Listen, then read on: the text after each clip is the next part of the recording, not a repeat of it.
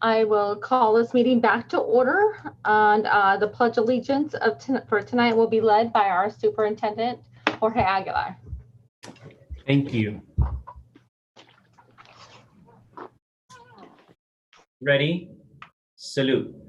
I pledge allegiance to the flag of the United States of America, and to the republic for which it stands, one nation, under God, indivisible, with liberty and justice for all. Great. All right, and our broadcast statement will be by our student member Shake. Thank you. This meeting of the Sacramento City School Board is being recorded in its entirety and will be cablecast on Metro Cable 14, the local government affairs channel, on Comcast, Consolidated Communications, and AT&T Uverse. Today's meeting will air Tuesday, December 22nd at 8 p.m. and Monday, December 28th at noon, and also webcast at www.sacmetrocable.tv. Given the opportunity to address the board through public comment, either by submitting comments which are posted on our website or by speaking during the meeting. Members of the public were also provided the opportunity to speak to the board during the meeting. Members of the public who wish to speak during the meeting submitted a speaker form by noon today and were sent a link to participate. When it is your turn to provide comment, we will call on you to provide comment orally. Your video will not be on. Please always limit comments during public comment to items that are not on the agenda. If you do comment on an item that is on the agenda, we will ask that you please defer your comments until your item comes up on the agenda. Fantastic, thank you. All right, item 4.3, stellar students. We have Juan and Roberto Alvarado, two brothers in second grade from John Cabrillo Elementary, and I believe Member Morawski will be leading us tonight. My honor, thank you, Member Pritchett. Our stellar students for tonight are Juan and Roberto Alvarado from the Learning Hub program at John Cabrillo Elementary School. These two students follow all protocols and are always at their best behavior. Now, I'm not sure if we can, I don't know if they're on the screen, if we can get them on the screen. Yeah, okay. I see them, but it looks like they're muted. Perfect. I just wanted to see if our audience at home could also see them, so yes. Thank you. Hi. So hi.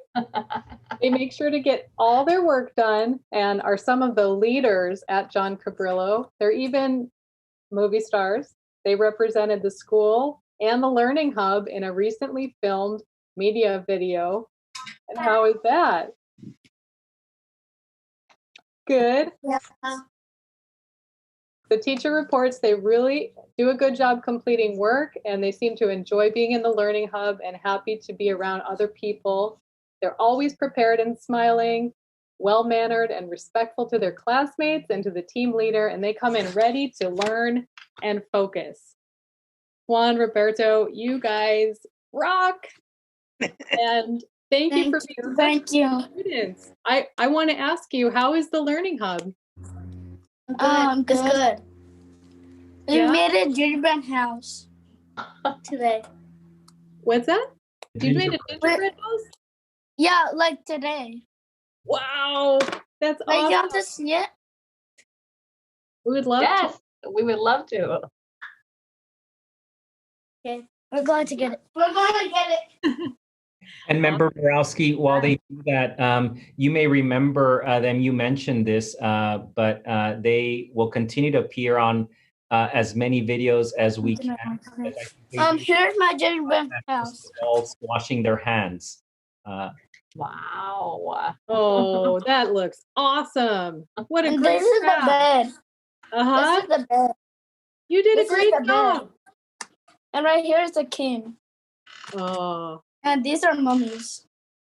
And what grades are you guys in? Second.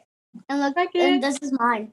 Wow. Oh, I love it. I love the design and the Oh, beautiful. Thank you for sharing those with us. I have a second grader also who loves gingerbread, and we just made our house. I'm not going to show it to you because we don't have time, but thank you for being such great students, and thank you for showing us some of your crafts that you worked on today. Thank you. Merry Christmas. Oh, you two are adorable. And thank you for sharing your gingerbread house to us before you ate it. I just did a popcorn. Like the popcorn is down here. Did It's right you here. guys want to say anything else? Oh yeah. I draw among us dead body. So Oh my goodness. Like y'all just see it. Probably not the thing to say. Like on a blanket. No, Papa. No. You don't need Okay. to show that. Wait. My second grader draws all kinds of stuff too, and there's a lot of violence usually. So I'm gonna put my gingerbread Yeah, house. Okay? sorry. In this field, the babes, right? thank Exactly. you, Mom, for your support as well. Yeah, thank you. They really enjoy the Learning Hub, so they're having lots of fun. Awesome. Amazing. Well, thank you, both of you, for joining us tonight. Thank you. And happy holidays to you. Okay. You too. Bye. Wait, All right. can I show you one more thing? Sure.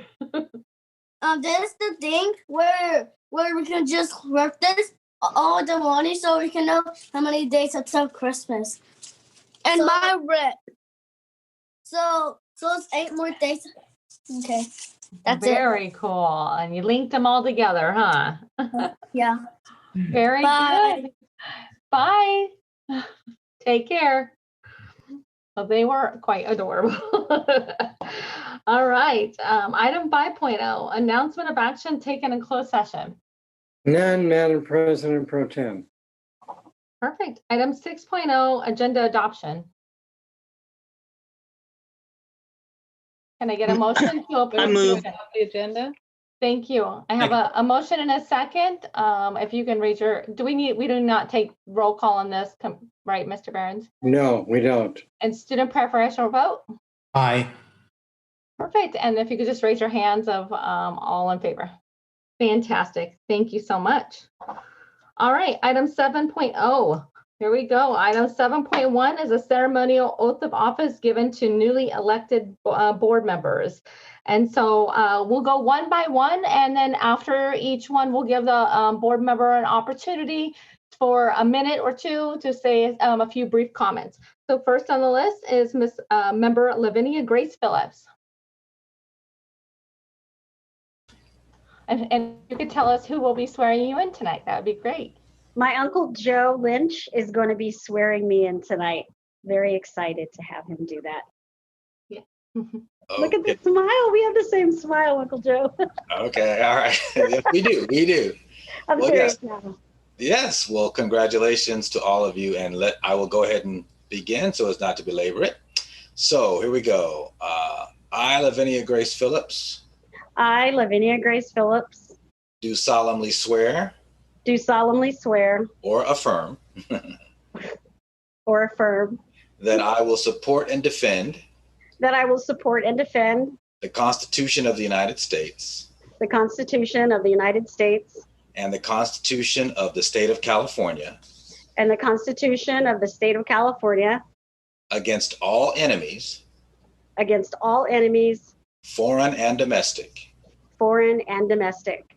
that I will bear true faith that I will bear true faith and allegiance and allegiance to the Constitution of the United States to the Constitution of the United States and the Constitution of the State of California, and the Constitution of the State of California, that I take this obligation freely that I take this obligation freely without any mental reservation without any mental reservation or purpose of evasion, and that I will well and faithfully discharge the duties upon which I am about to enter.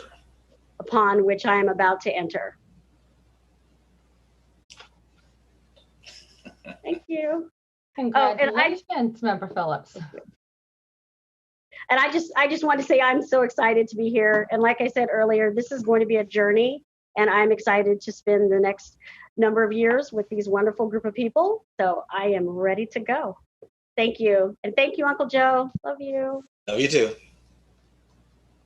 Thanks for joining us, Uncle Joe. You're welcome. All right. Perfect. And then the next one on the list is me. So tonight, I have my husband swearing me in. So I'm going to scoot him right next to me. All right, here we go. All right. I, your name, I, Christina Pritchett, do solemnly swear do solemnly swear that I will support and defend that I will support and defend the Constitution of the United States the Constitution of the United States and the Constitution of the State of California and the Constitution of the State of California against all enemies, against all enemies, foreign and domestic, foreign and domestic, that I will bear true faith and allegiance that I will bear true faith and allegiance to the Constitution of the United States to the Constitution of the United States and the Constitution of the State of California, and the Constitution of the State of California, that I take this obligation freely that I take this obligation freely without any mental reservation without any mental reservation or purpose of evasion, or purpose of evasion, and that I will well and faithfully discharge the duties upon which I am about to enter. Yay! Yay! All right, I feel like I got that one down after 3 times. So I just wanted to really quick just say thank you to all of my supporters that have stuck by my side for the last 8 years. And I'm just flattered to be able to serve my community for another 4 years. But mostly, I would like to thank all of our families who take the brunt of everything else that is left in our lives when we work so much. What many people don't know is that many of us board members also work full-time jobs and we're volunteers in all different aspects. So with that, I just want to make sure that I thank my wonderful family. My husband is my rock and my sounding board, and I don't think I would wear clean clothes without him. And my children are what keeps me going and always my peace of mind. So, and being a parent to them is the most important, rewarding job that I will ever have in my lifetime. Thank you. All right, and so next, Member Rhodes. Would you like to introduce who will be swearing you in? Yes, my father, Dennis Rhodes, will be swearing me in today.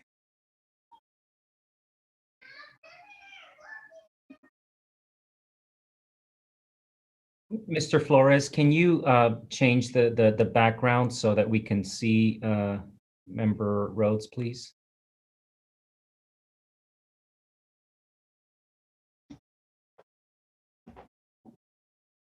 Can you hear me? Yep, we can hear you. Are we still waiting for the background to be changed? Mr. Flores, can you hear me? I can hear you. I'm able to see him on my screen. I see him on the gallery view. Okay. We are ready for you, Mr. Rhodes, or Member Rhodes. Sorry. No problem. I, Chinua Andwele Baju Maurice Rhodes. I, Chinua Andwele Baju Maurice Rhodes. Do solemnly swear. Do solemnly swear. That I will support and defend. That I will support and defend. The Constitution of the United States. The Constitution of the United States. And the Constitution of the State of California. And the Constitution of the State of California. Against all enemies. Against all enemies. Foreign and domestic. Foreign and domestic. That I will bear true faith. That I will bear true faith. And allegiance. And allegiance. To the Constitution of the United States. The Constitution of the United States. And the Constitution of the State of California. And to the Constitution of the State of California. That I take this obligation freely. That I take this obligation freely. Without any mental reservation. Without any mental reservation.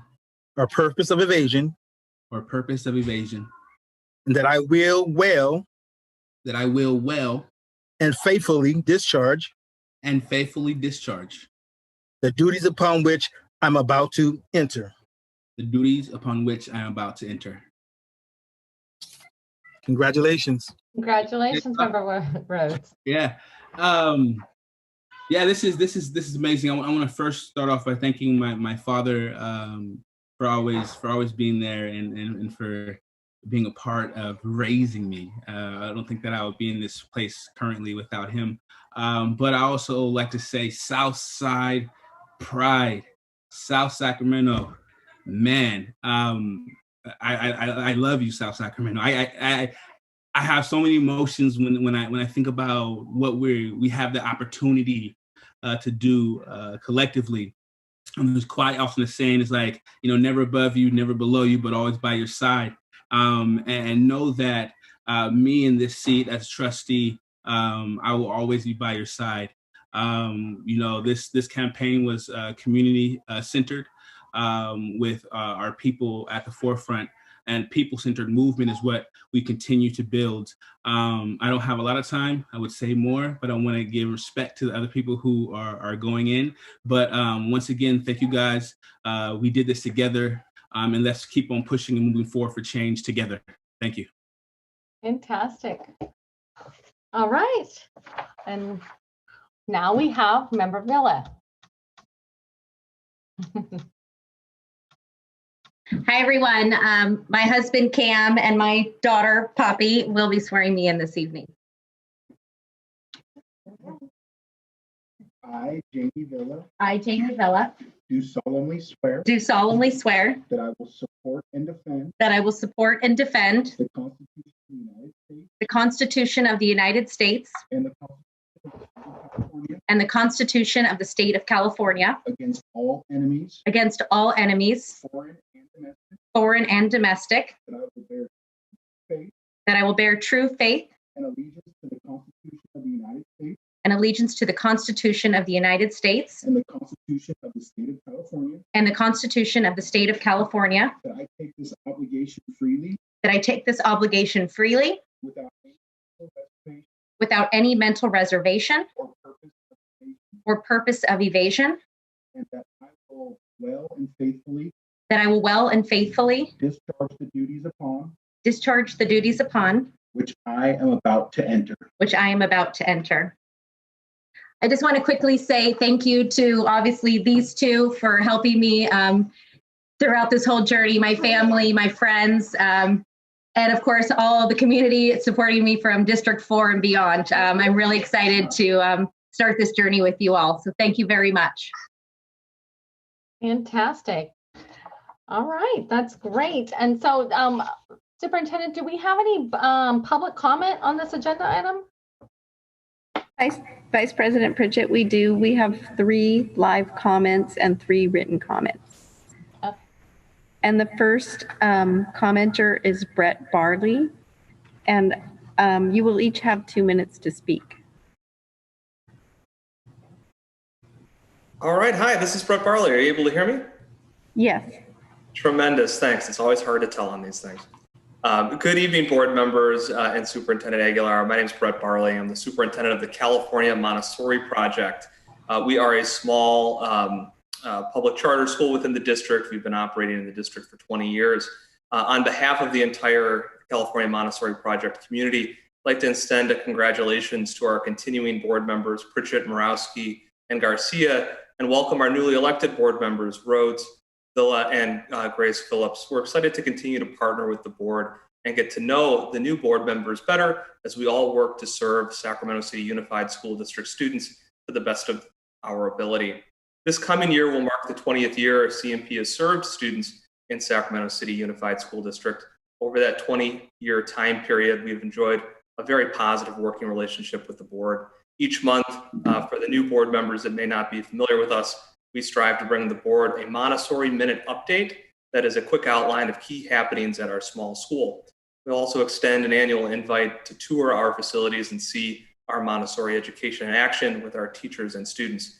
This year may look quite a bit different than it normally would, but if you are interested in visiting, please let us know, and we'd be pleased to show you what distance learning looks like at our campus. Thank you for your continued and future service. We look forward to continuing our strong partnership with the school district for years to come. Thank you. Thank you, Mr. Barley. Our next speaker is Jim Peterson.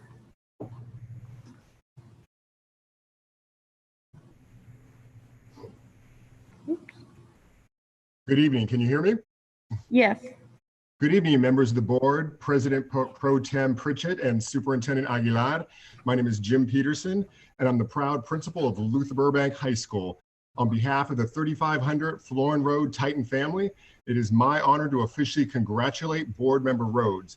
You'll notice that I'm using the word congratulate as opposed to welcome because his board Member Rhodes has been a part of our Titan family for almost a decade. He serves on our African American Consortium. He's a member of our site's equity team. And over the years, he's supported us with the occasional climate challenge.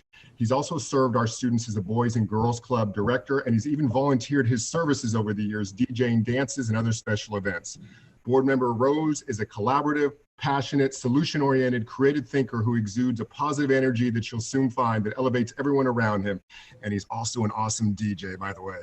Congratulations, Board Member Rhodes. We're proud to be working alongside of you and look forward to this new chapter in your life as you continue to serve our students and family. Thank you and happy holidays, everyone. Thank you, Mr. Peterson. Thank you, Principal Peterson. Our final speaker is Vocheri Thomas. Good evening. My name is Vocheri Thomas, and I am an Oak Park resident and a parent at AM Wynn EK through 8. I want to congratulate and welcome the newly appointed board members and invite you to disrupt the legacy of corruption and incompetence that has recently been displayed here at the board that is indicative of the district's much greater problems. There's been recently a lot of talk about elephants in the room referring to the SCTA and the district's fiscal mismanagement. However, there are also the elephants of Member Murawski's hasty and privileged urge to vote, unprofessional behavior. Yes, Member Wu, we can all see you eating noodles and napping, and Superintendent Aguilar's bloated salary. No, sir, you are not worth it. And while in a closed session, your board may have approved your annual review, I am one of over 500 and growing petitioners, parents, students, and community members who would beg to differ. We welcome you with the extreme honor and high hopes that you will work on behalf of teachers' working conditions, students' learning conditions, and the well-being of all SCUSD families, not just your own smug political assent. Thank you very much. Welcome and happy holidays.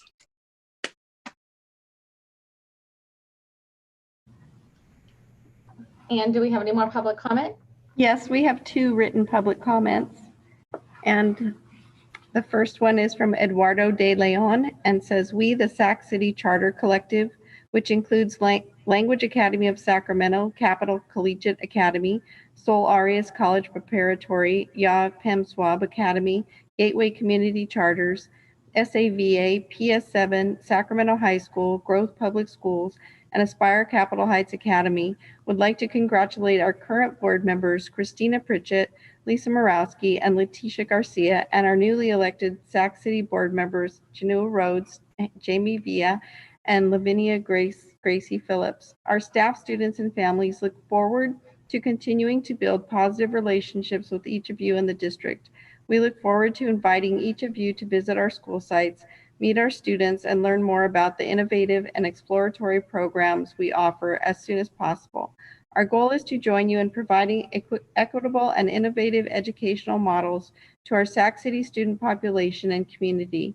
As a district, we are collectively better and stronger together. Happy holidays from our families to yours.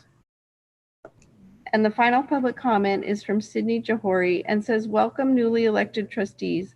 As the year draws to a close, many of us will be thinking about our resolutions for the following year. How can we be and do better in 2021? As an SCUSD parent, it is my hope that you will bring a new level of professionalism and a servant leadership perspective to the support position you now occupy. Schools are where things happen for our children, and teachers are the ones who make that possible. It is the job of everyone working in this district to support these groups so that students can be successful. Moving into 2021, it is my hope that the culture of this district shifts to reflect this understanding. Continuing to pit families against teachers as though our interests are different is counterproductive. Wishing you all a restful, rejuvenating winter break. And that's the final public comment on this item. Great. Thank you, Anne. I appreciate that. All right. So that was item 7.1. I will bring us down to 7.2, annual organization of the Board of Education, election of officers. The board shall elect a president, vice president, and second vice president.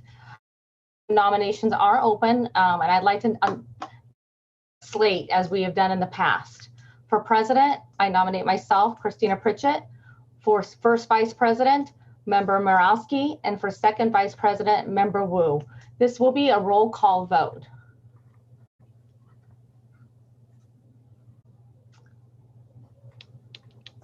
Superintendent. Thank you. Member Pritchett. Aye. Member Morawski. No. Member Garcia. Aye. Member Villa. Yes. Member Rhodes. Aye. Member Wu. Aye. Member Phillips. Aye. Fantastic. We have 6 yes, 1 no, and we now have a new executive board. Thank you all for your support. All right. With that, President Pritchett. yes. President, I'm sorry to interject. Your sound is going off and on. I'm not sure what that's attributed to, but we lose you often during your comments.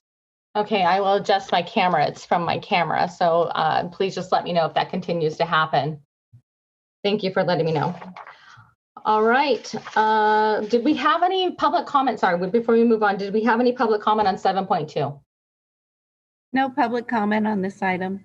And any board member comments? Okay, fantastic. Thank you. All right, item 7.3, seeing the system first quarter performance metrics by Mr. Vincent Harris.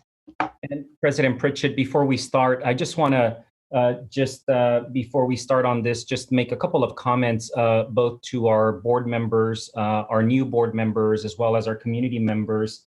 We often talk about the utter respect that we have to show when we present data. And we think of it from the perspective of not just looking at data from a numbers perspective. You're going to see a lot of numerators, a lot of denominators. We think of both of these elements as representing lives of our students, representing stories of family members. And so I just want to encourage you as you're looking at this deck of slides. There are a number of slides. There is going to be a lot of information presented to the board. I will ask that our staff take whatever time they need to and turn to President Pritchett to ask for any of our staff to pause at any point in time because it is a lot of information. And as you see all of the information, I would just ask all of our board members and our community members that within whatever context we're explaining information, that you just keep in mind that these are not just numbers. They represent our students, their lives, and a lot of stories throughout our community. Thank you, Superintendent. Mr. Harris. Good evening, Board President Pritchett, board members, and Superintendent Aguilar. My name is Vincent Harris. I'm the Chief of Continuous Improvement and Accountability, and actually joined tonight by several district leaders, including our Chief Academic Officer, principals, directors of several of our strategic units within the district to share with you a first view of data points in our system for the first quarter of the school year. As the superintendent spoke to, of course, all the data points reflect our students, reflect what's going on for them within the system. In many respects, it's also an opportunity for us to be very reflective. And so with tonight's presentation, you're going to hear a variety of data points, some of which will go into greater detail. Others will provide a high-level view because we're still studying the results ourselves, particularly in the distance learning context. If we go to the next slide.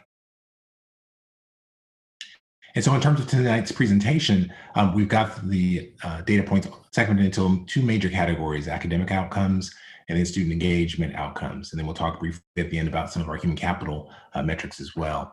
The 2 items you see bolded in terms of our district common assessments and attendance trends, those will provide in those segments will provide a little bit more detail in terms of not only the measures, but some of the work we're doing in support of our students. And then of course, we'll provide a broad brush of the other data points that you see listed. Go to the next slide. And so as the superintendent spoke to, all of this work is not just in the context of just looking at the data, but it's really what can we do, and particularly anchored around the board's core value in terms of we need to see the system in order to really work to confront and interrupt inequities. And a lot of what you'll see tonight will speak to some of the existing inequities in the system, but we'll also speak to some of the work that's underway to disrupt.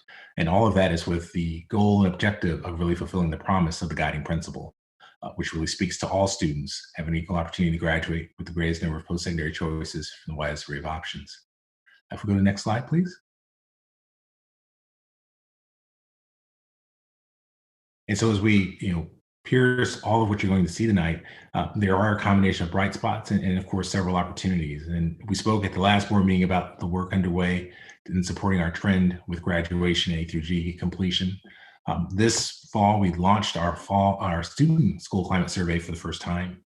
We've already heard testimonies on the learning hubs, and so we'll talk a little bit more about them as well in this presentation.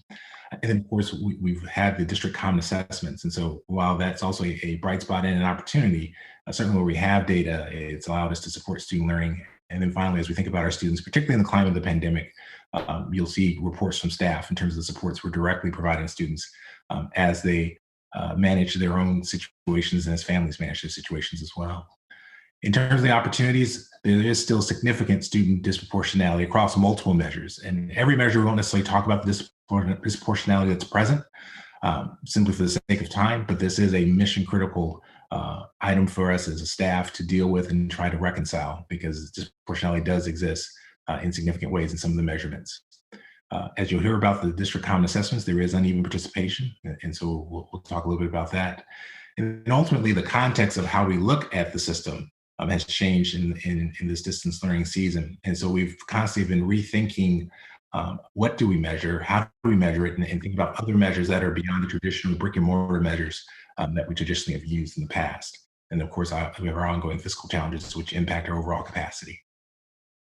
With that, I'll next slide, please. With that, I'll transition the presentation to Chief Academic Officer, Christine Bieda. Good evening, President Pritchett, Superintendent Aguilar, and all of our new and continuing board members. I am Christine Bieda, and I serve as your Chief Academic Officer.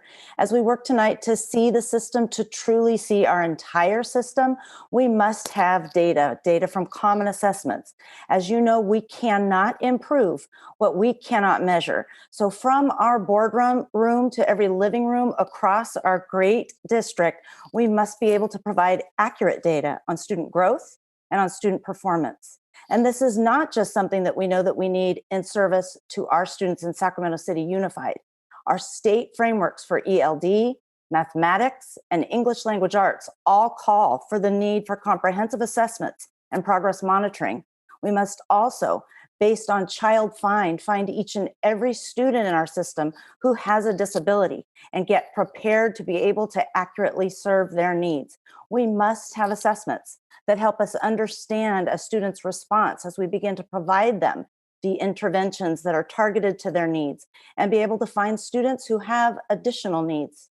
We also need our common assessment data for GATE qualification, EL redesignation, as well as for other district programs.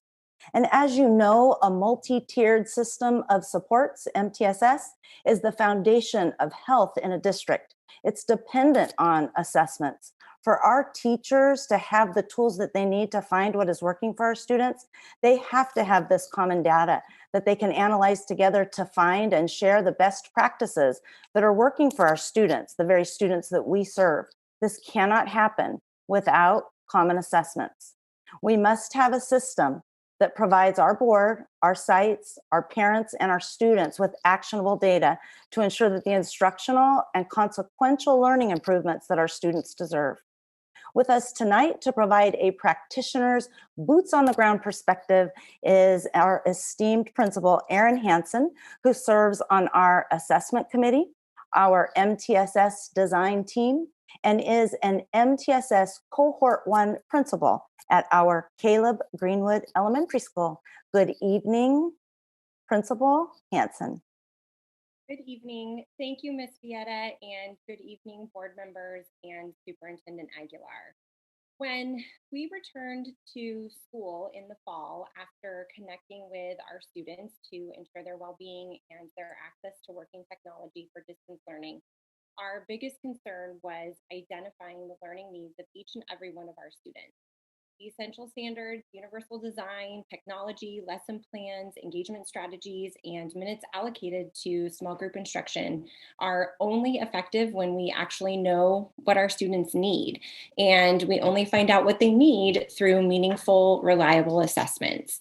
So we used our district common assessments, those in foundational reading skills, language arts, and math, to assess unfinished learning and identify patterns of need across our grade levels and those of individual students.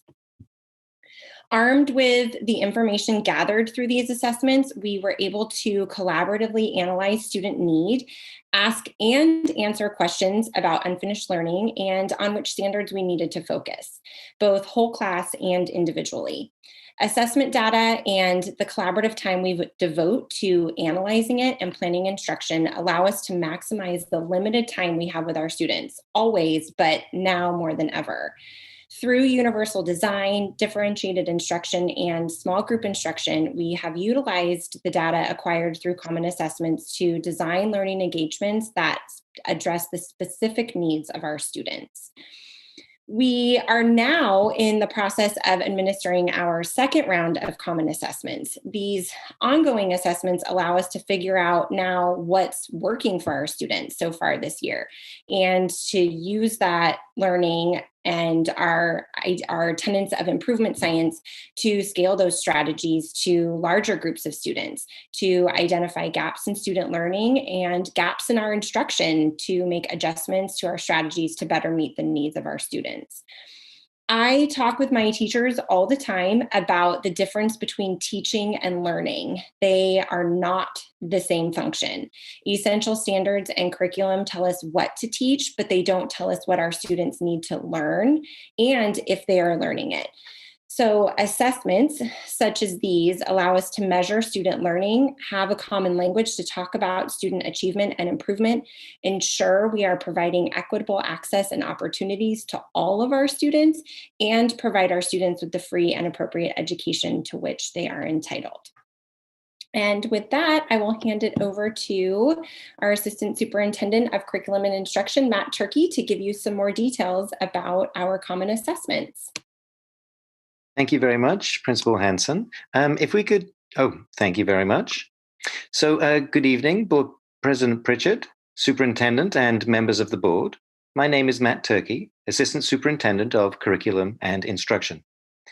In the wake of school closures and the start of distance learning, the Council of Great City Schools advised that districts will not only need to address the significant social and emotional toll that the crisis has taken on children, but also the widespread unfinished learning and learning losses sustained by students. Unfinished learning refers to concepts students have not yet mastered from the previous grade level, knowledge they will need in order to access current grade level content. As such, assessments selected for the beginning of the school year targeted unfinished learning from the previous year. This was the first time these assessments were administered, creating baseline data. Beginning of the year assessments were administered in math, English language arts, and foundational reading. Next slide, please. Participation rates are important to consider when looking at data. This high-level summary shows us that for the beginning of the year ELA and math assessments, just over 60% of elementary students participated. Just over 50% of middle school students participated, and under 30% of high school students participated. For our foundational reading assessments in grades K through 2, around 60% of students participated. Next slide, please. The tables on this slide give us a more detailed view of participation rates for English language arts and math by grade level. Participation rates in English language arts show that 63% of elementary students were assessed. 51% of middle school students were assessed, and 24% of high school students were assessed. The lowest participation rate was 12th grade, and the highest participation rates were in 4th and 5th grades. In mathematics, the highest participation rate was once again in the elementary segment, with 60% of students being assessed. In middle school, 56% of students were assessed, and in high school, 29% of students were assessed. The lowest participation rate in math was in 12th grade, and the highest was in 3rd grade. Next slide, please. This slide shows us a high-level view of results by grade level. Looking at the first graph on the top left, an average percent correct for English language arts shows students in 2nd grade attained the highest achievement at an average of 63%, and students in grades 8 and 11 had the lowest average at 44%. The average percent correct for all students across the district, across all grade levels in English language arts, was 52% of the questions correct. The next graph on the top right shows the average percent correct in mathematics. This graph shows students in 1st grade attained the highest average at 77%, and students in 12th grade had the lowest average at 34%. There is a noticeable dip in the average percent correct in grades 4 through 6 and in high school generally. The average percent correct for all students in the district who completed the beginning of year assessments in mathematics is also 52%. A variety of foundational skills assessments were administered in grades K through 6th grade. The Core Phonics survey is one such assessment and was given to students in grades K through 2. This assessment indicates whether or not a student needs instruction in selected phonics concepts. Of the 1,746 kindergarten students assessed, 43% were meeting standards, 10% were nearly meeting standards, and 47% were not meeting standards.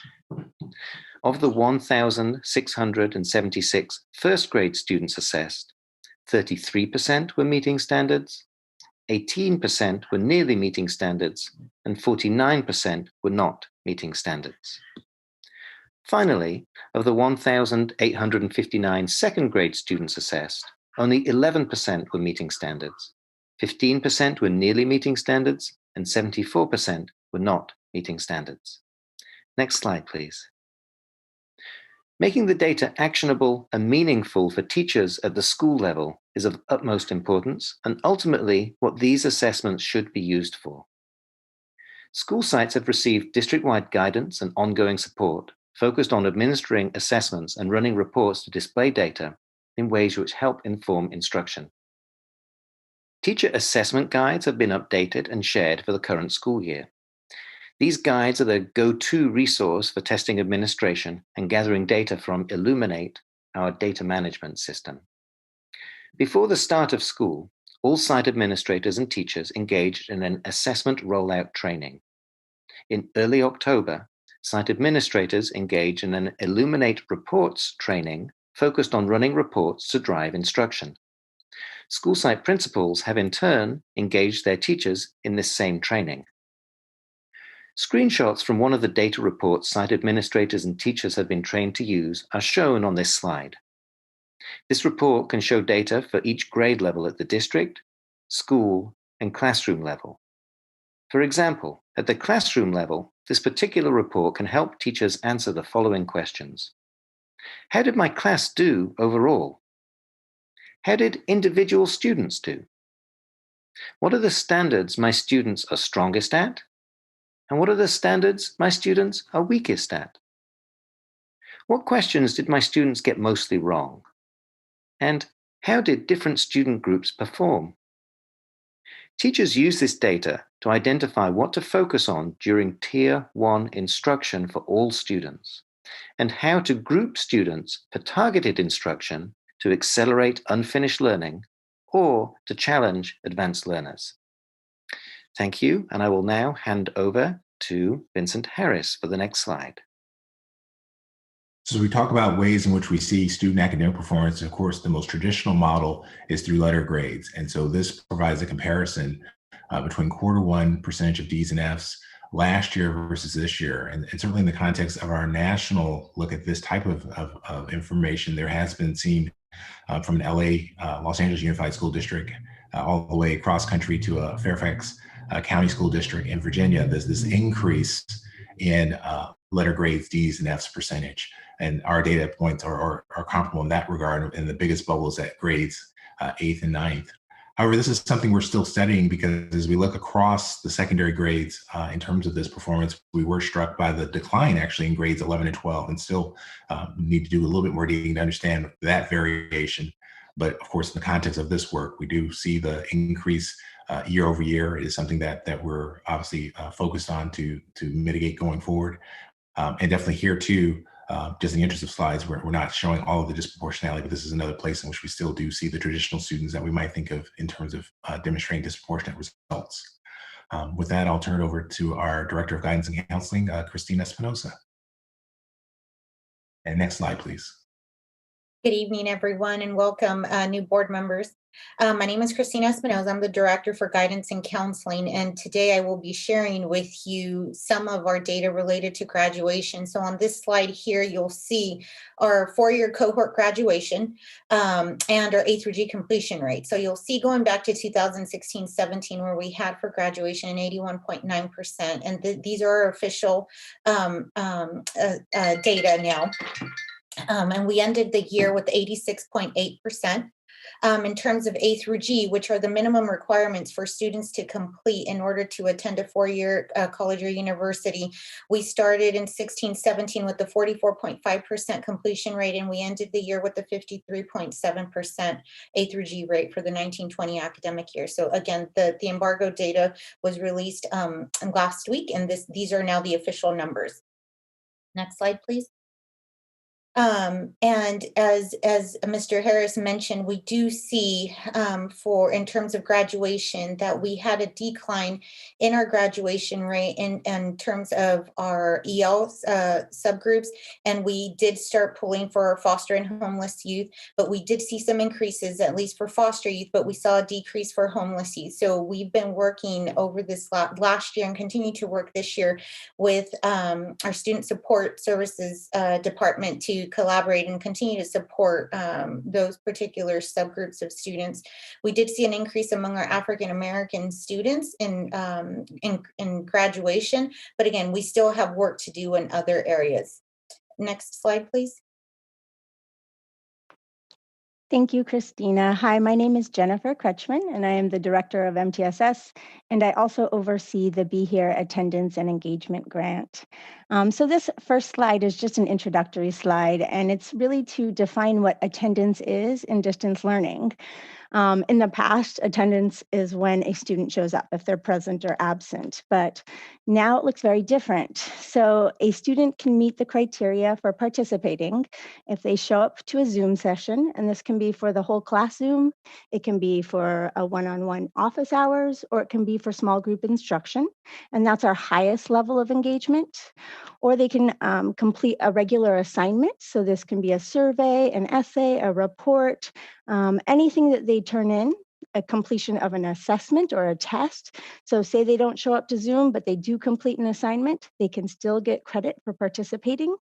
And lastly, and this is our lowest level of engagement, is contact between the family or the student and a Sac City employee. So say a family is having issues with internet and they call the school and they talk to the teacher and they report that they weren't able to log in today or turn in any assignments because their internet was down. This actually counts as participation. It's our lowest level of engagement, but it does count. And teachers are now documenting this level of engagement so we can see where students are participating.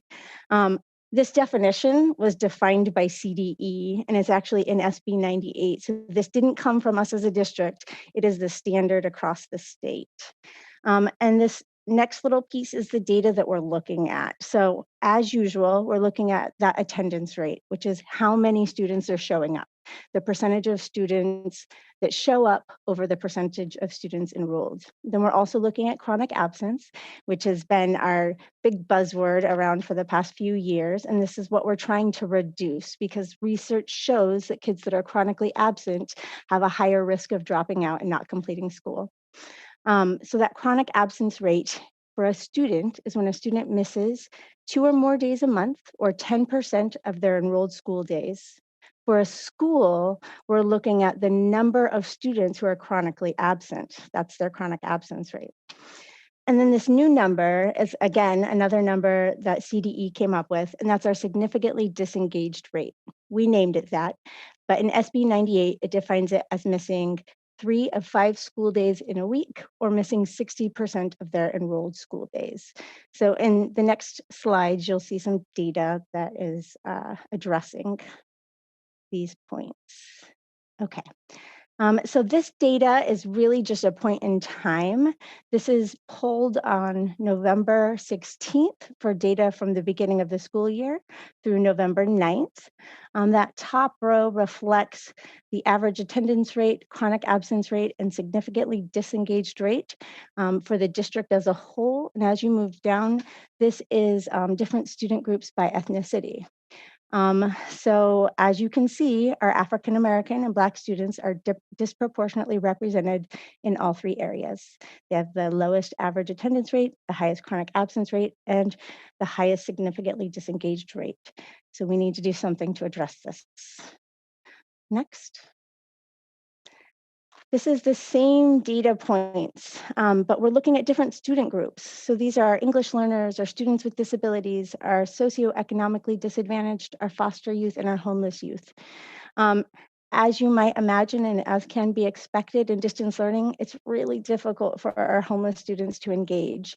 And so what this data has done is it has helped us to increase our collaboration with our student support and health services and our homeless services department. And so we are working more closely to monitor, provide services, break down barriers, get them hotspots, whatever we can do to assist our homeless families. Next slide. So this next slide is just a bunch of visuals. It's a dashboard we created that shows these same data points, but in different graphs. The one on the far right is actually a depiction of our different student groups year over year at the same point in time. So for all of our student groups, this is our chronic absence rate. Our chronic absence last year is in blue. It was significantly less than it is this year in yellow.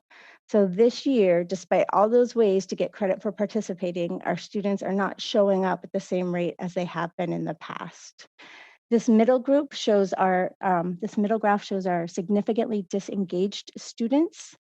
As we just discussed, it's really difficult for our homeless youth to show up. And so we have really been putting in the work to assist in removing barriers. What I do want to point out that's really interesting on this graph is last year when we jumped into distance learning and everyone was in crisis mode, our English learners were disproportionately represented in the unreachable students list. And we were able to mitigate that. We were able to remove those barriers, create ways to communicate with families through our home visits and just all of our outreach. And now they're one of the lowest percentage as far as significantly disengaged student groups. And then on the left there, those are that's the same graph of our attendance rates. And as you can see, African American and Black students and then American Indian students have the lowest average attendance rate compared to the other ethnicities. And you can just see some other little data points up there. Currently, there are about 900 students who are significantly disengaged. Again, we're looking at our average attendance rate in 2020 is 93%. Last year at the same time, it was 95.3%. So we're going to get to the next slide, which will show you what we're doing. So Our Be Here grant in previous years was an initiative. It was a campaign to get kids to come to school. And we were awarded another 3 years. And what we're really working on is building the foundation of a district level attendance and engagement office. This is really important because students need to be at school to learn. And so this is what our office right now has been doing. And our office at this current time has 3 child welfare and attendance specialists who support schools and students. This year, we have coordinated and conducted staff trainings. And so this is for all of our office and attendance staff, all of our principals. There have been multiple trainings for both secondary and elementary levels in August, September, and November. We have created a comprehensive distance learning toolkit. And so basically, this is a PDF version of all things attendance and engagement, from our data points, our how-tos, our definitions, and then the most important part, our interventions and how we can use data to address these issues and provide the right supports to the right students at the right time. We also have what we call an attendance improvement movement meeting. That's our peer learning network. We had our first one last month, and our next one is actually tomorrow. We had over 100 participants, and this is where various people and staff members from different schools at all levels get together, and we talk about attendance and engagement and what we're doing that's working and what we're doing that's not working. We have experts in the field present, we learn about resources, and then the most important piece is we share information. We talk. We have people from different neighborhoods and different communities share what's working for them in hopes that maybe it's going to work for someone else in a different area in the district. It's a really, really great meeting. And then, like I mentioned, the work of our child welfare and attendance specialists. So what this is really, it's our database decision-making for attendance and engagement. What we do is we go out to sites and we support them in creating an attendance team. We facilitate these data-based meetings. We provide that actionable data, and then we help them to create a site level, this is called the MTSS pyramid, but that's basically a pyramid of the different levels of interventions that they have available at their site to address attendance and engagement. And then we continue to assist with this progress monitoring. We help them do their engagement support plans. We help them with home visits, and you'll see that here on the next slide. So this is how our office is directly supporting our students. So you may have noticed there is no truancy in distance learning. You have not been receiving those letters if your students have missed school for unexcused reasons or unexcused absences. Instead, what we're doing is we're trying to be as supportive as possible because we know this is a difficult time for everyone. So again, we've partnered with In Class Today, and we've sent out just one supportive informational absence report. And this went out on December 4th. To about 7,000 students, and these were elementary level students, and about 10,000 text messages were sent. And these were two-way text messages, and they basically just said, we've noticed that your child, Johnny, has missed 5 days. We know that this is a really difficult time. Is there any way we can help you? And we provided a list of resources, and we gave them phone numbers to call. And on the backside, it gives them information points on how they can talk about difficult things. Also where they can pick up meals right now, right? So our goal is to build relationships, to build trust, and to be supportive. Our office is really focusing on building those relationships first. That's the core of our work. We also do direct interventions and supports. So when some of our school sites have exhausted all of their resources, their student support centers have done home visits, they have done referrals, their families just aren't engaging, they can't find them, they can't get in touch with them, we will go out and we do what we call a Tier 3 home check-in. And so this year, so far since September, we've visited 76 students at 52 households. We also assist with engagement support plans. And these basically look like a SART plan, which is our student attendance review team, but it's engagement support. So it's not a contract. We do not have the families sign. We're actually doing a needs assessment, finding out how we can help and doing everything we possibly can to get these students able to engage in school, able to learn. And you'll be hearing about those learning hubs later and the benefit that they are, especially for our students who are struggling to attend. And then lastly, we support connectivity. I know we just got a new load of hotspots in, and O'Neill was busy delivering about 200 hotspots this week.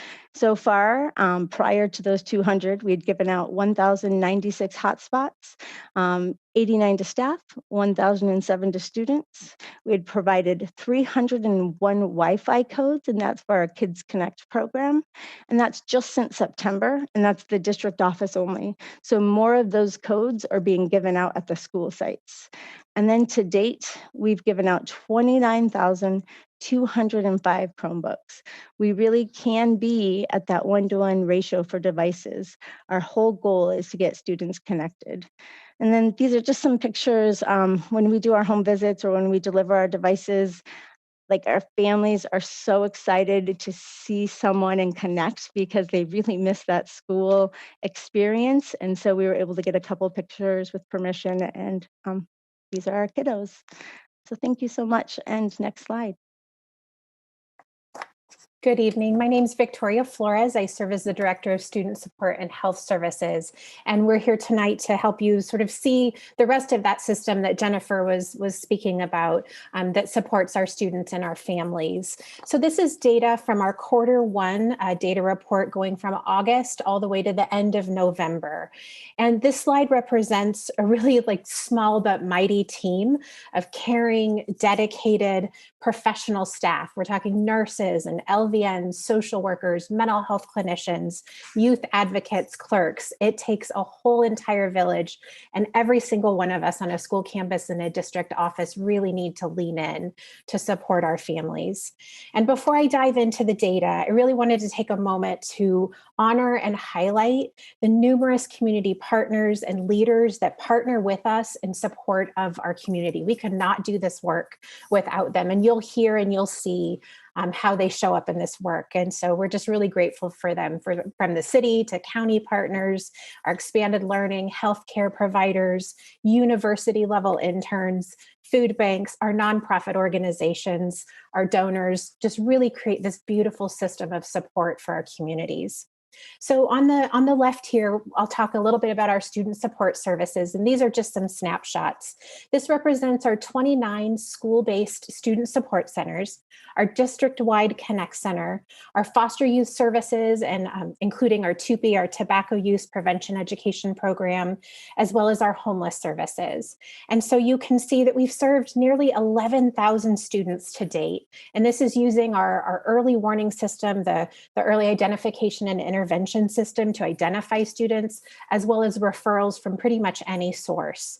And we've had a 31% increase in the number of students that we've served from last year. So this need for service has really dramatically increased. However, we've also pivoted with how we're providing these services, and we are providing a lot more tier 1 services. You'll see in this slide a 60% increase from last year to this year. And what we quickly learned in the spring were our parents and our families, they were zoomed out. They did not want to engage over another Zoom call, not even necessarily a phone call, maybe a text. And so we realized, you know what, if they're not, comfortable or just don't have the space to come to us, then we will go to them. And so this is where we're really grateful for our educators and our teachers who identified the need, saw the need, and created space for us in their classrooms so that we can provide these kinds of interventions. So we're talking things like mindfulness lessons, any kind of SEL lesson around, potentially emotion management, whatever was the need for that developmental age and grade, all the way to evidence-based curriculum like signs of suicide for our 6th through 12th graders that really talk about suicide prevention, talk about those feelings and what to do and how to support their friends or even themselves if they're struggling. And kids really love to talk about these topics that most adults, I think, find a struggle with. So from there, when we identify students, particularly when we're doing something like signs of suicide who need additional supports, we can be there to provide those targeted tier 2, tier 3 interventions. One of the things that we also really realized is, Jennifer talked about the need to engage our families and our students, and so many of our families not showing up, is we needed to go out to them. If they're not able to come to us, then we're going to go out to them. And so we've done 549 home visits, targeted outreaches. That's almost a 200% increase from last year, because of course, we had students on our campus and we're not able to do that right now. So we will go out and find them, support them, figure out what those barriers are, and work to rectify that and get them back on track. Staff have also completed over 1,000 suicide prevention trainings that identify addressing signs of suicide and supporting trauma-informed practices. So this is really important because we want our staff to be able to understand when our students are distressed and to intervene and get them help before they become so distressed that they might experience thoughts of suicide. So we're really continuing to push that. It's an online module that staff can complete at their own space. It's a little bit like a video game through a company called Cognito. And then lastly, because so many of our students are now online doing this distance learning, we were required to have an internet safety filter. And one of the great features is it also flags when a student writes something about self-harm or harm to themselves or others. And so through the end of November, we've had 193 of these alerts, and we've been able to triage them and get them the support that they need. And we're really thankful for all of our staff who are a part of that system, who quickly assess and respond to those needs. And some of them have been rather significant, and we've been able to help, families and students when they're in crisis. On our health services side, as you can imagine, we've been incredibly busy in the midst of this global pandemic. Our school nurses, our clerks have been supporting the public health and well-being of our community since February, honestly, when all of this started to happen. They've authored parts of our Return to Health Plan, Return to Play, created many other documents, and have done a host of trainings for staff and students. We've also supported over 152 individuals who had concerns about COVID, whether they called us because they were sick or symptomatic, they were concerned maybe they had an exposure, or they were identified as a close contact and they were required to quarantine, or even diagnosed with COVID. And as you may know, or you may have experienced, or maybe you can even imagine, it's really scary time. It's a worrisome time for people. And so our goal is to really provide that care and support and guidance and education that they need to manage each unique situation. So these are timely, but they're definitely worth it. And our hearts and our souls are in it. I just want to say this work happens really quietly and confidentially. We respect the privacy of our staff and our students, but it happens every day. We also wanted to highlight that our immunization clinic is back up and running with all new COVID protocols. We had to completely reimagine how we do things. So we quickly transitioned to online portals and helping parents fill out and submit whatever forms they need so that we can support the health and safety of our families and our students coming to our clinic, but also our staff. So we have this really great system where they pull up and text, we can physically distance, get them in, do that health screening, give them their immunization. We're able to give flu shots as well, get them on their way so they're healthy and safe in school. We've also partnered to do flu clinics at a number of our schools. So we've had 11 flu clinics to date. We continue to look at hosting more, and we couldn't do this without our community partners, Sac County Public Health and HealthNet. We've served, I think, nearly over 400 students and families and staff through these flu clinics. And we're always looking for ways to leverage and triage how we can do these things. So we also partnered with Center for Oral Health.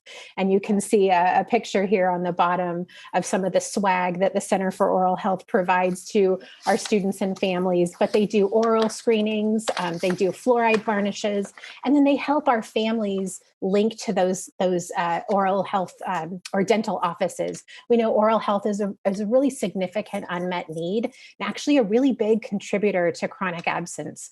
So this is kind of that twofer that we're always looking for. And then our nurse interns and our nurses have provided a host of, in-class interventions on everything from COVID to well-being to mental health to dealing with anxiety. And so again, just lots of tier 1 supports, lots of education. And so you'll see some pictures here. The picture at the top is my absolute favorite. If you could kind of see it clearly, it's a dad getting a flu shot and his children are holding his hand. And so it's wonderful modeling that even though maybe he's a little anxious, he's looking away, he still got his flu shot so that we can stay healthy and not overwhelm our hospital systems with flu on top of COVID. Down to the left there, you'll see a picture of the 95820 Food Project. This was really started in the Oak Ridge community leaders, community partners, really identifying, kind of, even though there's lots of resources, still a huge gap for our families with this pandemic food insecurity. And so they're hard at work doing a food distribution. And then also to the right, we've got a student who won an attendance raffle. So every day to support positive attendance, they'd get a raffle ticket, and he won, got this really cool pair of cushy headphones and just the beautiful bright smile. So thank you so much for letting us share. And we hope this helps you see the system of support that's working hard every day. And with that, I'm going to turn it over to the next slide to Manpreet Kaur, our Director of Youth Development.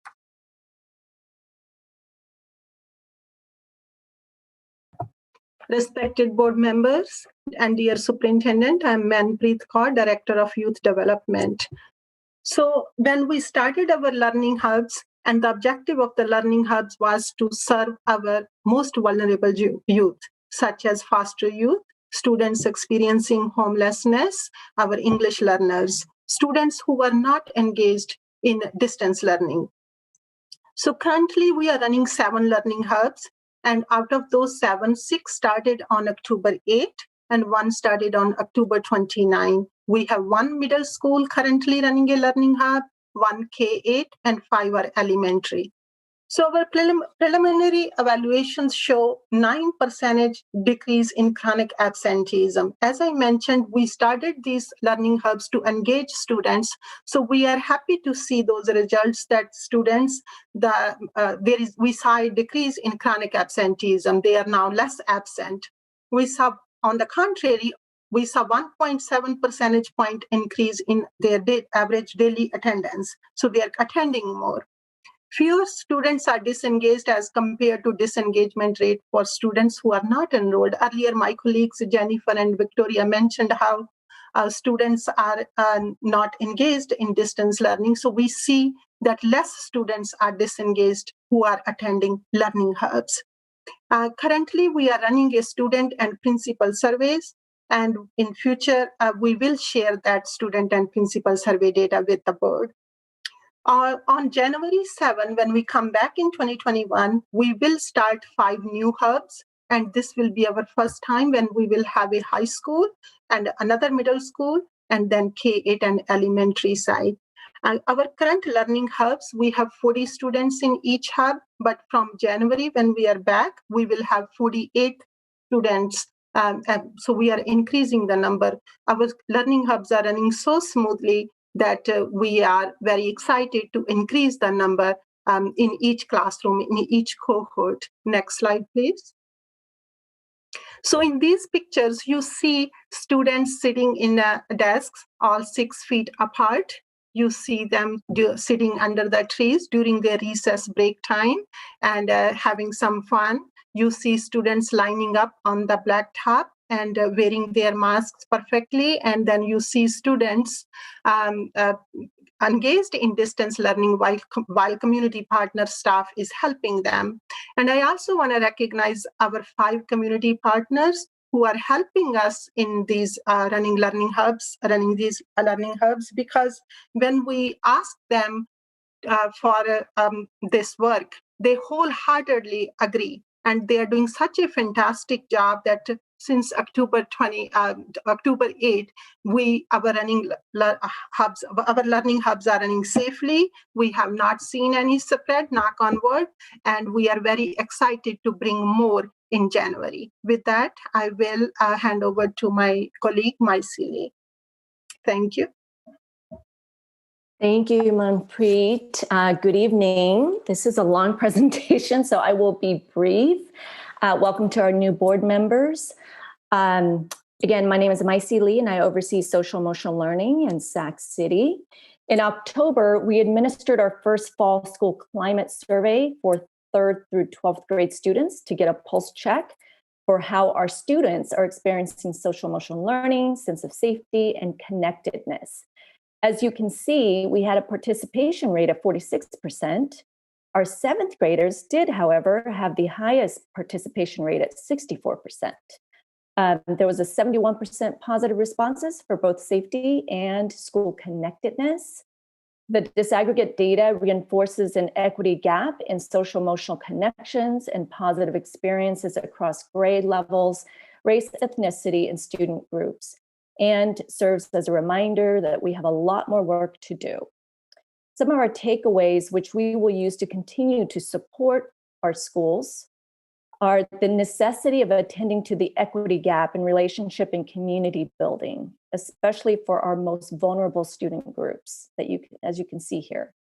Intentional and explicit focus on SEL skills development, especially in the area of identifying emotions, a skill that is critical, especially during these times of great stress and anxiety. And as experts have said, you can't tame it if you can't name it. So as we look forward to the spring survey, it'll be important to increase participation so that we can truly see the system and have a better sense of how our students are experiencing climate and culture in Sac City. Thank you. As we get to the final parts of the presentation, this slide is meant to remind the board of the importance of understanding students' behaviors that lead to suspension. And so ultimately we can see the disproportionality as we have seen historically within Sacramento City Unified School District among African-American homeless special education students. It's important to note, though, that this is one measure that in distance learning has really undergone for us a real rethink about how do we better understand behaviors in the virtual classroom space.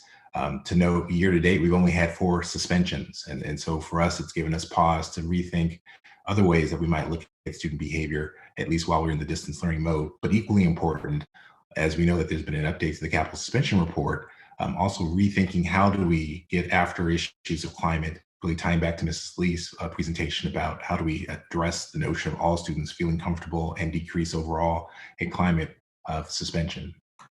We'll wrap up the presentation now with a report on our human capital work on the next slide. And this slide just gives you the absolute numbers, just affirms that we have the 4 suspensions year to date for the whole district. If we go to the next slide. Good evening, Superintendent and board members. I'm Cristina Villegas, HR Director. Welcome to our new board members. In this slide, you will see a table that reflects various human resource data points and measurables, such as the number of assignments, add-on transactions that reflect the manual key entries performed by HR staff based on the additional work, duties, services provided to students, and completed by site staff and new hires. Key areas to note on this slide. In comparison to last year, 1920, which we provided the data here, there has been an increase in EDD unemployment claims and could possibly be due to the decrease in substitute and per diem staff unable to be at sites while schools are closed. With this, we've seen an increase in fraud cases and have been working closely with EDD to help address those issues. We also noticed a decrease in the DOJ fingerprint clearances processed, limiting the number of clearances for volunteers to be on campus due to school closures and also the district office being closed to the public and parents to come in and process for fingerprinting. This has fostered a new partnership with a local fingerprinting agency so that we can ensure fingerprints for new hires are still taking place. We have also seen a significant increase in the number of transactions that staff are required to process due to staff movement. And lastly, we have seen an increase in the leaves of absence of district employees due to the current COVID pandemic. Thank you. With that, that concludes the presentation. Thank you. That was very informative. Do we have any public comments on this presentation? We do. We have 2 live and 2 written public comments. And our first public commenter is Rich Vasquez, and each commenter will have 2 minutes. Hi, Rich. Good evening, Superintendent Aguilar and new board president Pritchett, members of the board. Again, thank you for the opportunity. Yeah, when we talk about seeing the system, again, we saw the system, but I go even further. Again, I'm seeing my system over at Hiram Johnson. It's not, it's one of the worst systems. I saw the attendance data from last month. It went up to October 23rd.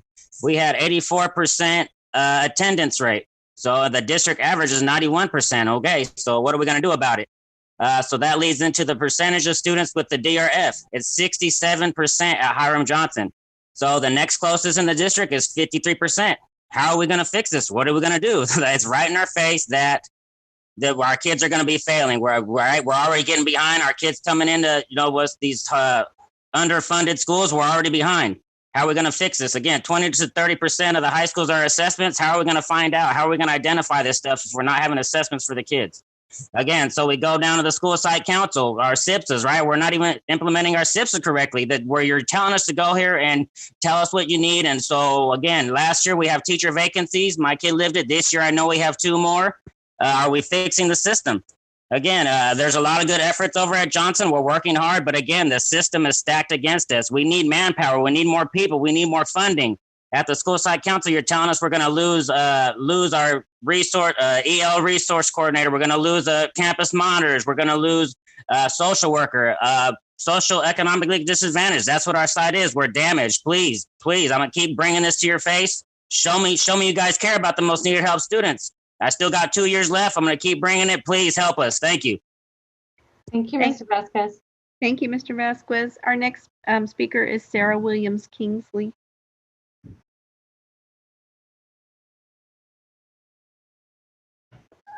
Good evening, board members and superintendent. I wanted to comment on the data that you actually didn't discuss tonight, which is in the appendix of this presentation. On page 36 and 37 are the district results for the core phonics survey, which are given to kindergartners, first graders, and second graders.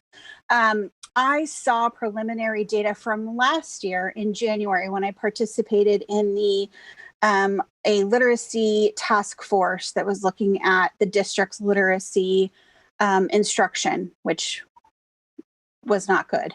The bottom line, though, is if you look on page 36 and you look at the number of standards not met, the number of or the percentage of students who took this survey, which I think is maybe 50%, for our kindergartners, our first graders, and our second graders, 80% are not meeting the standards.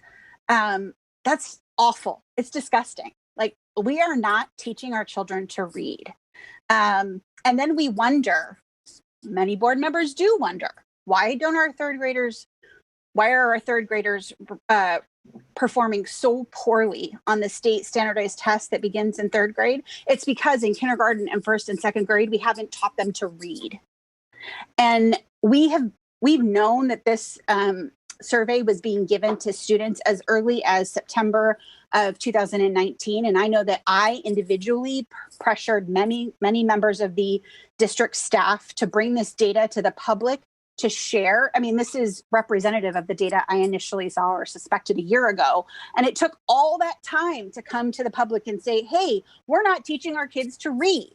And so the failure here of A, giving the survey as the district has requested of the teachers, and B, making this information public so that parents and families can do something about it is so alarming and so frustrating that I genuinely, my kid didn't even get this core phonics survey. He's in 7th grade. I'm angry for all of those kids in our city and our district who are not being taught to read.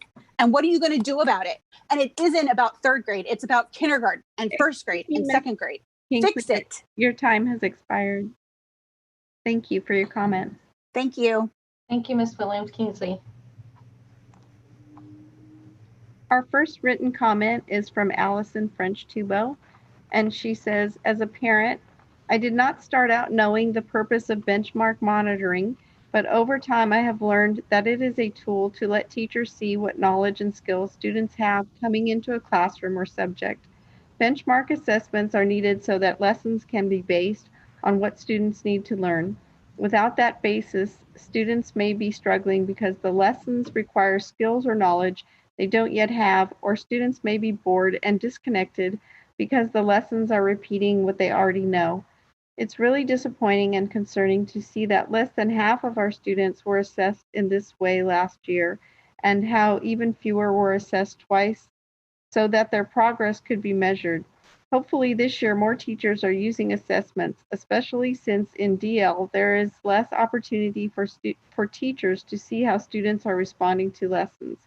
But as a parent, I just have to hope that my kids' teachers see the value, because unfortunately, teachers can opt out. It's so frustrating that this crucial piece of the education process is tangled up in the collective bargaining process with SCTA instead of agreeing that assessments are necessary and working out the nuts and bolts. The next comment is from Renee Webster Hawkins and says this report on student assessment data is an entire year late, way too late to have had any impact last year. The assessment plan is designed to give teachers, administrators, and parents information in real time to be able to immediately adjust the instructional program for students who are missing critical reading and math skills. This delay doesn't achieve that at all. Moreover, this report does not communicate any meaningful results even now. It doesn't include the actual results from the tests that were given. Parents are entitled to actual data on how their children are doing.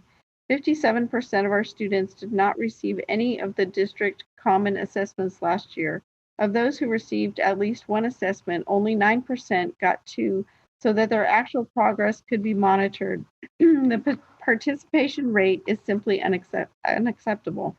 Aside from that, the whole purpose of the assessments is to determine A, whether our students are actually making progress towards grade level standards, B, whether the curriculum we are using is any good or should be changed, C, whether our teachers need professional development in evidence-based literacy and math instruction, and D, whether students need Tier 2 interventions or need to be referred by their classroom teachers for comprehensive evaluations in special education.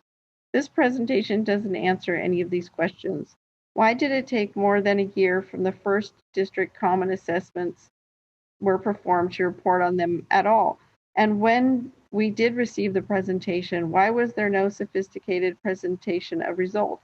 By student group, by school site, by classroom? These are the questions which need answering now in order to fix the subpar instruction our students are getting. Simply put, well-performing districts use common assessments to improve outcomes for their students. Our district just guesses and then wonders why our students have such poor outcomes. And that's the final public comment for this item. Great. I'll open it up for board member comments. Member Rhodes. Thank you, Board President Pritchett. I have a few questions from the report. Luckily, some of them were answered during the report. So for Vincent, I had a question about the D's and F's. I was wondering, could the increases in D's and F's directly be connected to COVID and the general workload that youth are going through in the distance learning realm? And then also, are these increases of D's and F also with the 50% floor? Yes. So I'll answer your first part first. Yeah, this is under the revised grading scale that was approved.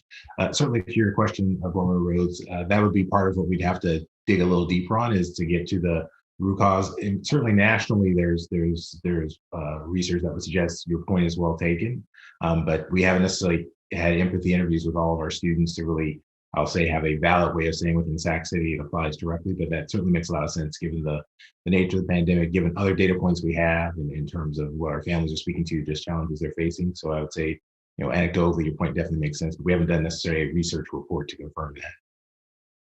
Okay, thank you, Vincent, for that. And then my next question goes to Mrs. Kretschmann. I hope I said that right. If she's on. Yes, you said it right. Thank you. Okay, perfect. So hearing about the work you guys did with English language learners is amazing, and that work should be applauded. Just wanted to give you those kudos, because that is amazing to be able to reach out to the population group and then actually raise it. So I do thank you for that work. I also had a question. We broadly talked about how we plan to connect, but can you speak to how we plan to directly connect with our Black, Native students and homeless students? And what are some of the actionable items that the department plans on implementing, and when? Yeah, so I can speak generally to what we are doing as our office. A lot of the work that we are doing is focused on working and supporting school sites. So when one of our attendance and engagement office workers goes out to a school site, we specifically look at their data. And so we ask them, based on their data, to create a general goal for the year, and then a specific goal based on student group. So at some of our sites where African American and Black students have the highest rate of chronic absenteeism, we're going to focus on creating a goal around decreasing their chronic absence rate, and then looking at the interventions that would directly impact Black or African American students, right? And that's going to vary by site and what resources they have available. I know that there's a lot of work going into, and Mycie can speak more on this, the anti-racist classroom that's going to be really pertinent in this work. But more importantly, it's really having sites dig deep into their own data and know that there are interventions out there specifically for each student group, and utilizing those interventions to achieve the goals that we need to achieve for these students. When we're talking about homeless students, what we've done, we have increased our collaboration with our homeless services department, where before a lot of our work has been really siloed. When we started working on that unreachable student list last year, we created a direct communication and basically a shared data space to where we could find out what services were already being provided and then continue that tracking and monitoring. So what needs to happen with a lot of these data points is, these are students. We provide an intervention and then we say, bye, see ya. It doesn't work that way. We need to continually check back and follow up and make sure that what we're doing is working. And if it's not working, then we need to try the next thing, right? So that's my answer so far. Thank you for that. And you're No very problem. correct. Consistency is the cornerstone of moving anything forward sustainably. So it's not just about saying, hey, we want to do this for you, and then you're free to go. We've done it. We've done our part. It's continually reaching out to those the population groups. And you spoke to African American students. You spoke to homeless students. I didn't hear you speak to Native American students. And sometimes our Native American, our Native families get overlooked in the conversation. And so, could you speak on that for our Native community as well? I can't speak so much to that. I know that Manpreet's department actually does have a program. And so when we are working with student groups or with individuals that we don't have the manpower to, or the knowledge or the resources available, we actually have other people in our district that have those resources. And so Manpreet's Office in Youth Development have a specific grant focused on helping our Native American students. And so if she's available, she can speak to the work that they're doing, because I know it definitely addresses chronic absenteeism. Right. I was about to ask Manpreet the next question, so it follows right in line, and I really do appreciate that. Thank you, and welcome, by the way. Definitely. How are you doing, Manpreet? I'm doing fine, and welcome aboard. Yes, wonderful seeing you again. Yes, I think good to see you. We worked together in youth development for years when I was working directly in programs at Sacramento High School District. So amazing to see you. And so I'll let you talk about the Native American outreach that you guys are doing and what that grant consists of. And then I have a question for you after that. And then that will be the end of my questions for now. So in youth development, we serve Native Americans under Title VI. So roughly in our district, we have less than 1% Native Americans, like maybe 700 to 900 somewhere. But under Title VI, we serve those students who fill out 506 form. So we can, under the grant, we serve somewhere around 137 students who has identified themselves as Native American and has filled out the form. We reach out to schools every year. We ask parents to fill out the form 506. So once we receive those, we provide tutoring services. So during distance learning, we have reached out to those students who have asked for those services. We have given them hotspots. We work with Jennifer's department. If anybody asks for that, we have given those. We provide one-on-one tutoring. We contract with a tutoring partner who provide those services. So students who want after-school tutoring, we provide that. And we have a program associate in our department, and another person who reach out to family. We make calls if students are absent. We work with the teachers. We have those educators who go directly into the Google Classroom and do presentations regarding American Indian culture, heritage, and uplift students, to getting them engaged. So we will continue this work. But right now in the department, we serve those under Title VI, the ones who fill out 506 and are willing to accept the services that we provide. Amazing. Thank you, Ma'am Priya. And correct me if I'm wrong. You said there was a 9%, 1.7% increase in children attending. Is that correct? Sorry, can I see the? No problem. So my bigger question was this: do you have a population breakdown of those increases and decreases groups, and do you have that information possibly broken down by area, so we can look, so us as different board members can actually see the disaggregated information there? And I understand that to have the 9% decrease, 1.7% increase, those are great numbers. The bigger question is, what does it look like broken down? So we are talking about learning hubs, right? Yes. Okay, so yes, right now I do not have that data broken down by race, ethnicity, but we can definitely provide that data information in future meetings. Yes, definitely. So. Okay, so well, I would like for you to Board President Pritchett to have another update about the disaggregated data of the learning hubs broken down by area at a future board meeting, preferably early January or early February would be great. Thank you. And then that's all. Member Rhodes, what we'll do is we will actually send you a BC with that information, and then we will include that information as part of tonight's PowerPoint, so that when it's posted for our community to be able to download from our Board of Education meeting website, they can also see that information at your request. Perfect. That would be very crucial. Thank you for that, Superintendent. Great, fantastic questions, Member Rhodes. Are there any other board members' comments or questions? Member Morawski?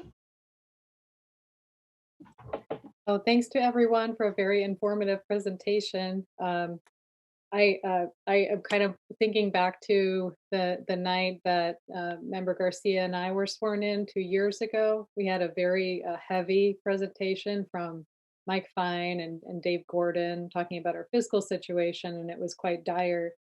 And this kind of reminds me of that, welcoming new board members onto the board and being hit with a very heavy situation. But now, in addition to the fiscal, it's also academic, even more so than it was prior to COVID. And we did have urgency around academic crises before COVID as well. So I first want to give some props. I want to echo the props that were given, and just to Victoria Flores and your team. They're doing amazing work. I hope and I know that you are also looking at their health and the exposure to trauma and I just want to recognize that team, because I know that that work is very difficult. I have heard about, and I don't think she's with us today, but Ashley Clark at Oak Ridge, I believe, is in Area 7. And I have heard about her work in the community. So I just want to recognize that as well, and actually want to follow up and learn more. And also Principal Hanson, just wanted to thank you for your improvement work across the board that you're doing. And I had a question for Principal Hanson, if she's still on, just about this assessment data, because I think that's such an important piece of what we're trying to measure. There's all this talk about learning loss and how are we going to mitigate learning loss, and we cannot mitigate it if we don't know what we're trying to mitigate. So I was just hoping that you could kind of make it real for us, maybe with an example. And I hate to put you on the spot, so if you want to talk in general terms, that's fine too. But if you have an example of like how you've seen it used in the classroom to improve, to identify skills that we're missing or improve things at the time, I would love to hear that you share that. Yeah, I thank you, Board Member Morawski. I am happy to share that. And in fact, it's a little hard for me to pick a specific example. So I think I'm going to give you a couple, if you don't mind. In our K2 programs, we have administered the common assessments around foundational learning skills. So the core phonics assessment and the phonemic awareness assessment, as well as high frequency words and a number of other concepts of print, various things that we assess our kindergarten through second grade students for. And that has allowed us to identify specific areas in foundational reading skills where our students need small group support. So the essential standards in the curriculum guide us in terms of what we want to teach whole group. But when we take those common assessments and we analyze them for which part of phonics or which part of phonemic awareness our students are really struggling with, we can then put them into small groups where the teachers are able to provide targeted instruction around, for example, rhyming or the ending sound of words. And in core phonics, it might be blending consonant, vowel, consonant words, or what are the, sound spelling correspondences. And so we have been able to take all of that information and put our students into small groups based on the area of need, and then really maximize our resources to provide that support to students. So whether or not that might be a small group session with the teacher, that might be a small group session with one of our special education teachers who's serving students with IEPs, but also providing needed interventions to students, or it might be an instructional aide who's doing some work around flashcards and letter sound correspondences.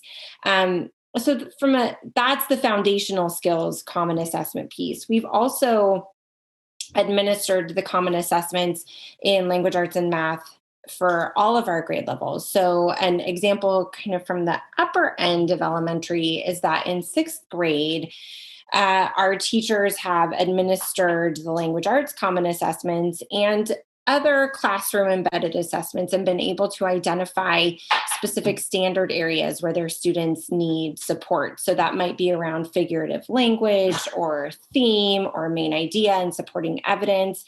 And across our 6th grade classes, we have 3, they have leveled their students based on their need as assessed by those common assessments. And then during targeted small group time, those students receive leveled support. And so you all actually last week got to see an example of what our 6th grade students who are in a leveled language arts group, who are sort of in the accelerated enrichment category, we shared with them the FRP last week and talked with them about the impacts of the potential cuts and what that means, not just for our program, but for kids across our district. And through our inquiry model, they decided to share with you the benefits of the IB program and their feelings around it. And so that was, we have assessed those students and we know that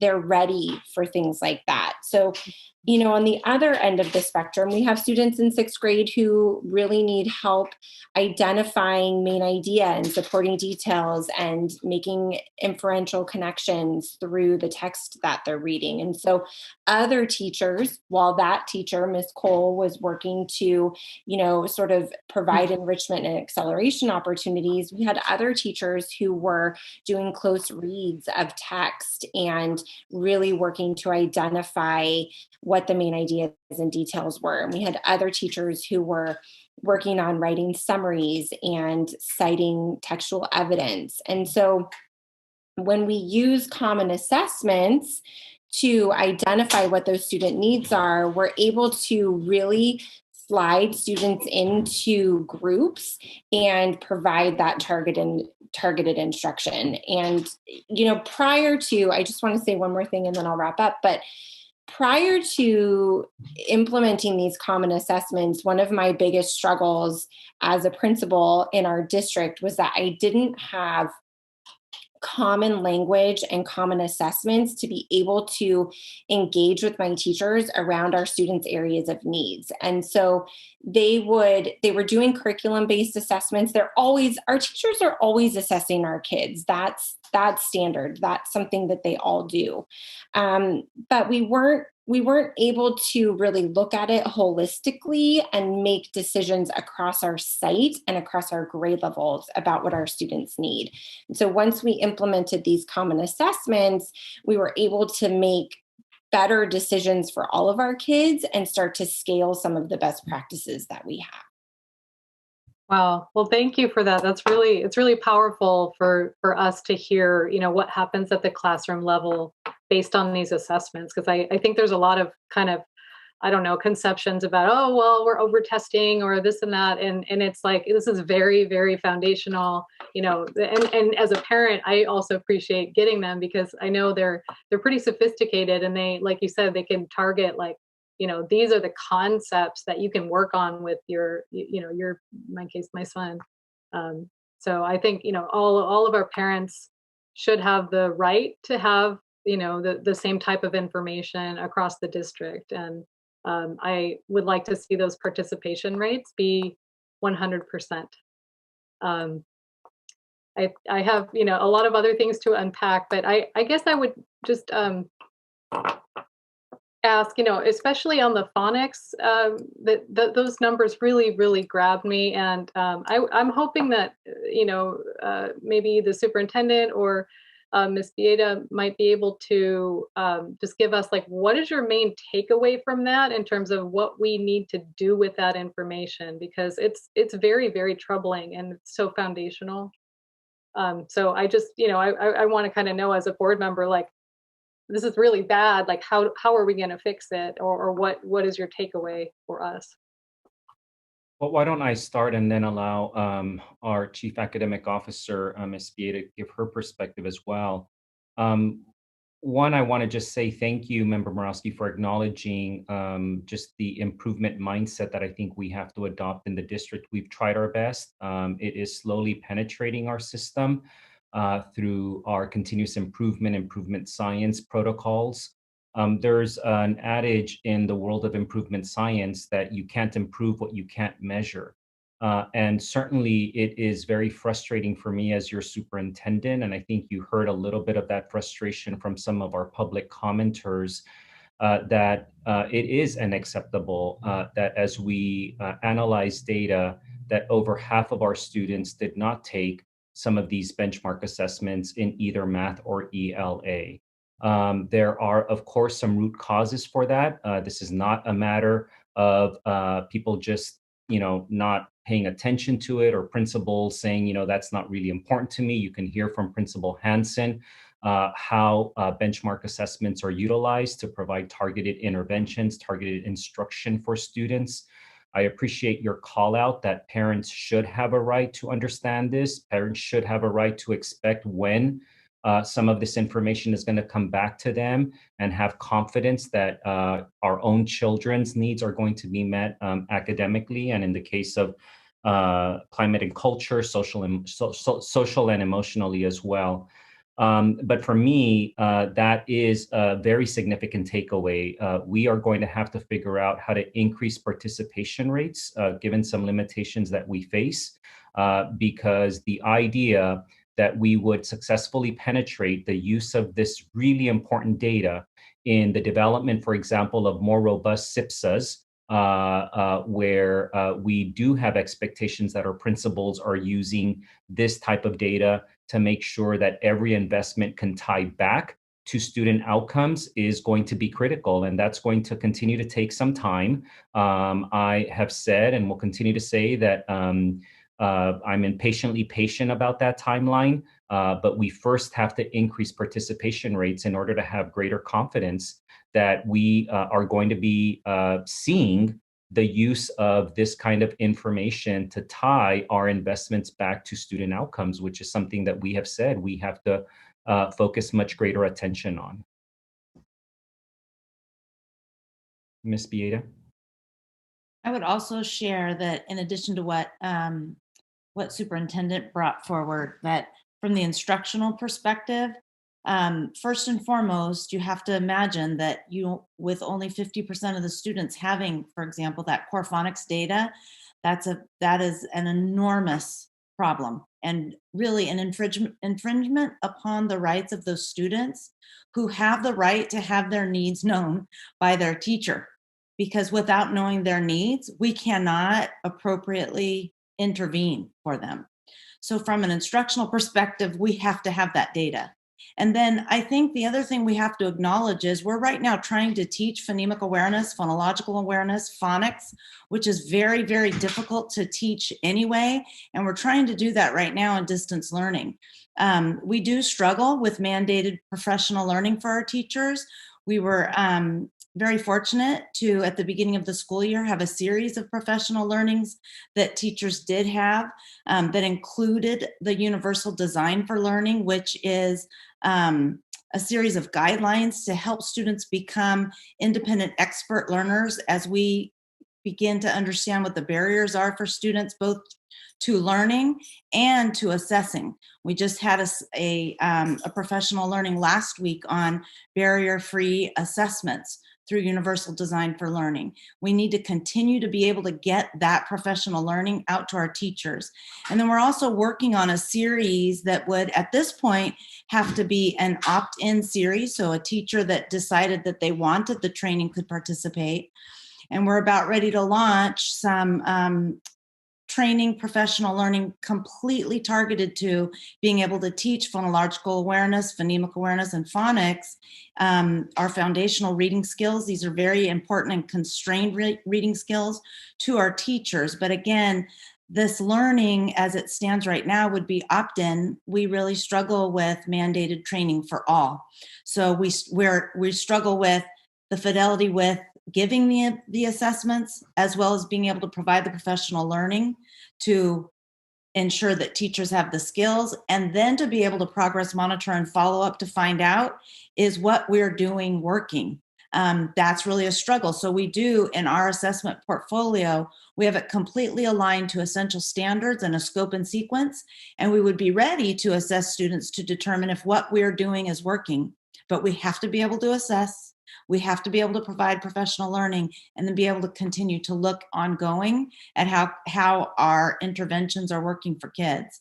So I would say, Member Murawski, those are the pieces, the components superintendent shared, as well as the instructional components that need to come together like a three-dimensional puzzle to start to change outcomes for the kids. I appreciate that. And I would just close by saying, maybe this speaks to, an issue I brought up in our school reopening discussion about the importance of the K through 3, and maybe thinking about focusing on those foundational grades, as a priority, because we just they can't move forward without those skills. And I would also be just want us to look more about the disproportionality of the engagement and see how many of those students' needs, the 900 some odd students' needs, that maybe we can meet through expanding the hubs or something in the meantime, because it's just unacceptable. Thank you.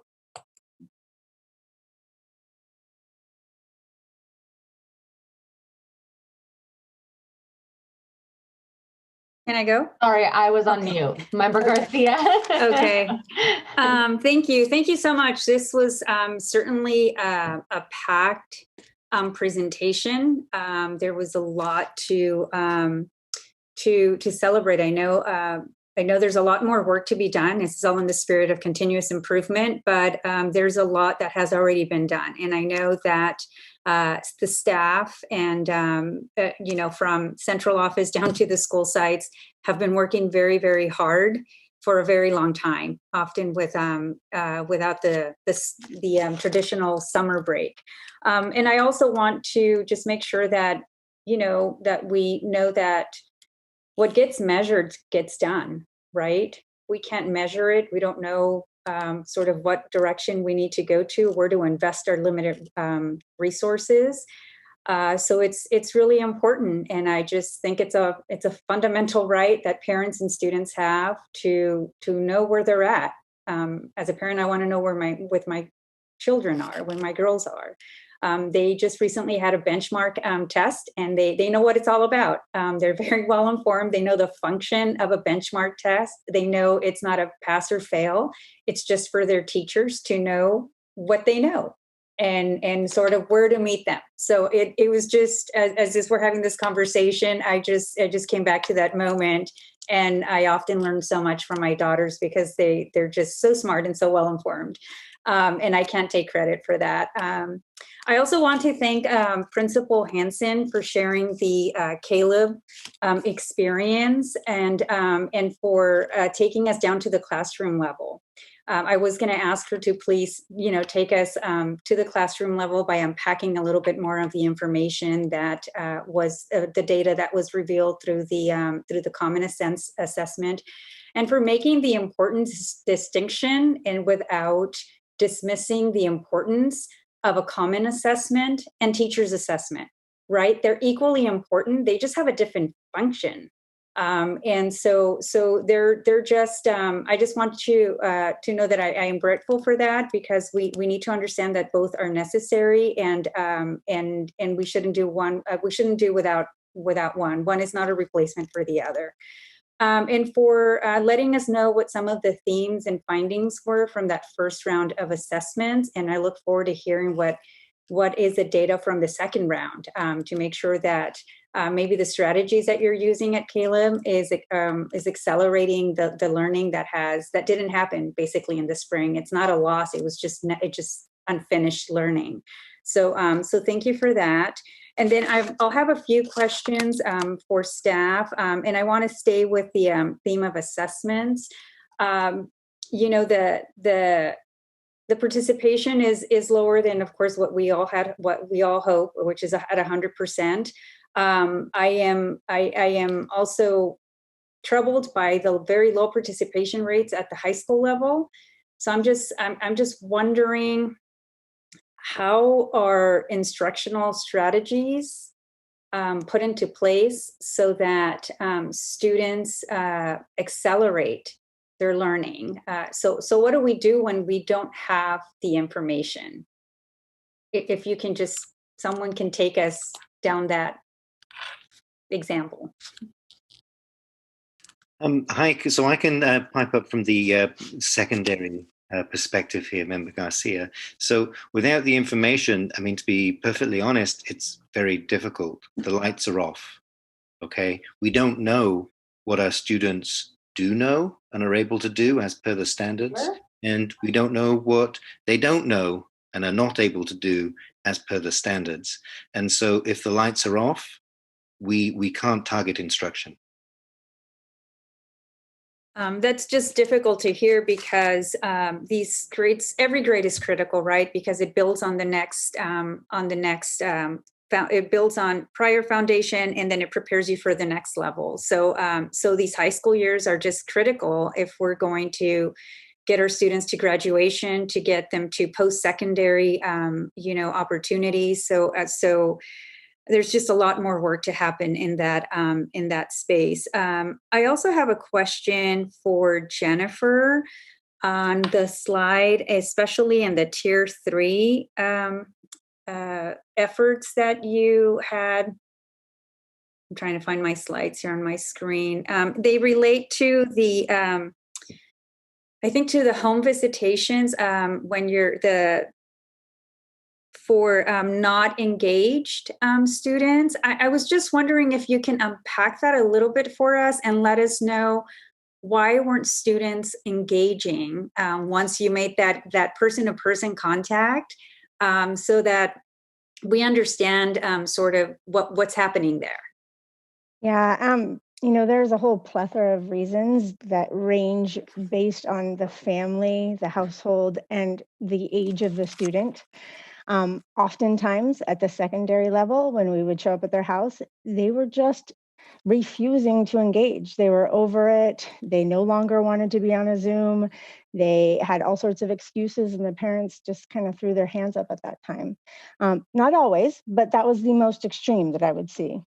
Then we would get to households and they just didn't know how to log in. They just didn't have their Wi-Fi. They just didn't have, whatever it was that would allow them to connect, despite the numerous emails, because I know that we have inundated families, and I'm sorry for the over communication, but we really wanted to make sure and ensure that every family could connect by the beginning of the school year. But sometimes when something happens, when they lose their internet, they just stop, and everything is so overwhelming at that point in time, because I have friends who have 3 students in elementary school and they just don't know what to do anymore. They don't know how to log into Class Dojo and Clever and their Zoom, and they're just, again, they throw their hands up. And so it's a matter of being overwhelmed, and kind of some more of the assessments and things that we're doing is we're realizing that our parents need support as well, especially when we're talking about our younger kids. So I know our FACE department has again analyzed that data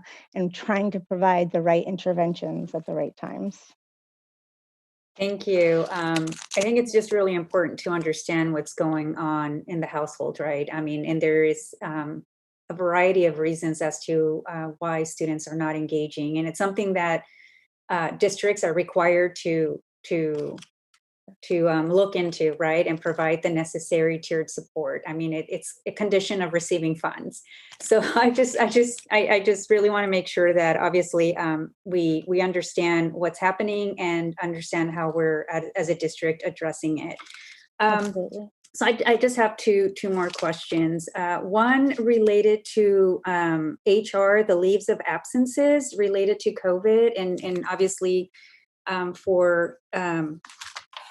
we can expect for those to be really high. I'm just wondering, does that mean that for those leave of absences, I'm just wondering, is that when we're hiring substitutes? And then wondering what's the average leave of absence, just so that we can I'm just curious to understand sort of what it looks like out there in terms of medical needs.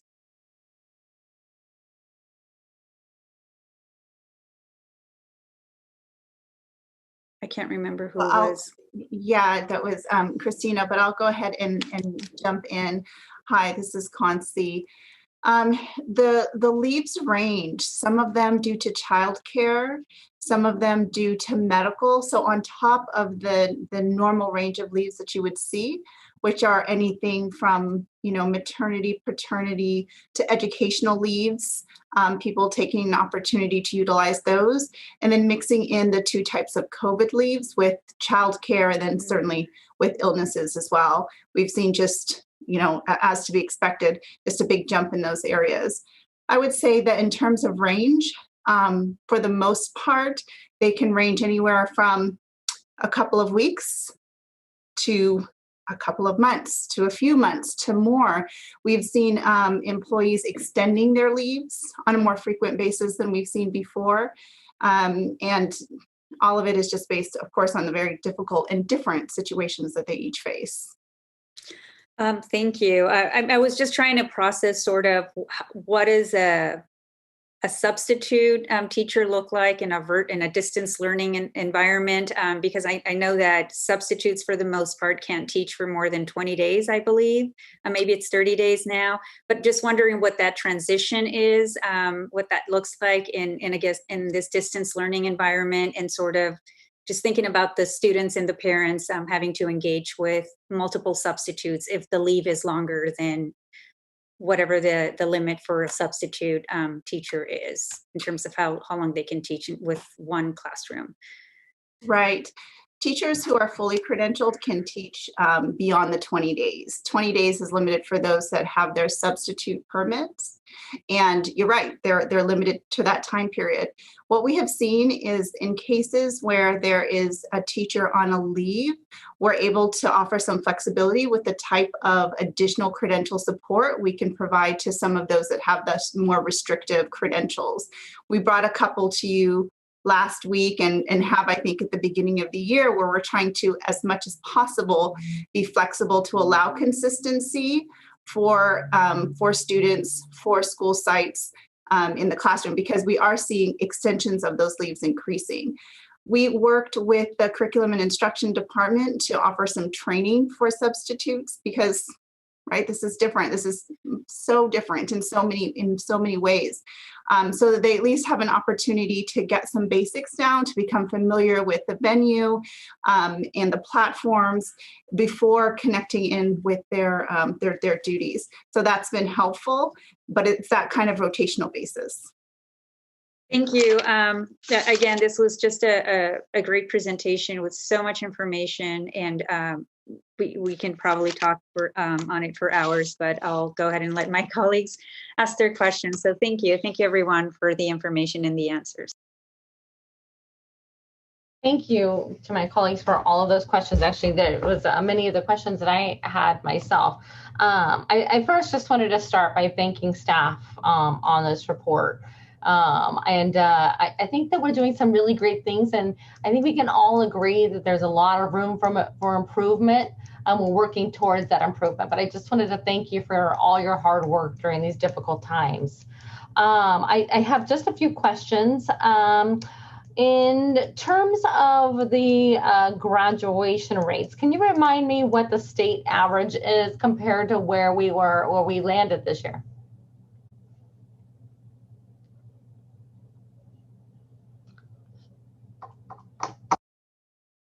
Anybody able to give me that information, or do you want to send that information later? No, we should get it right now. I'm waiting for either Ms. Espinoza or Mr. Harris. Okay, it looks like she's.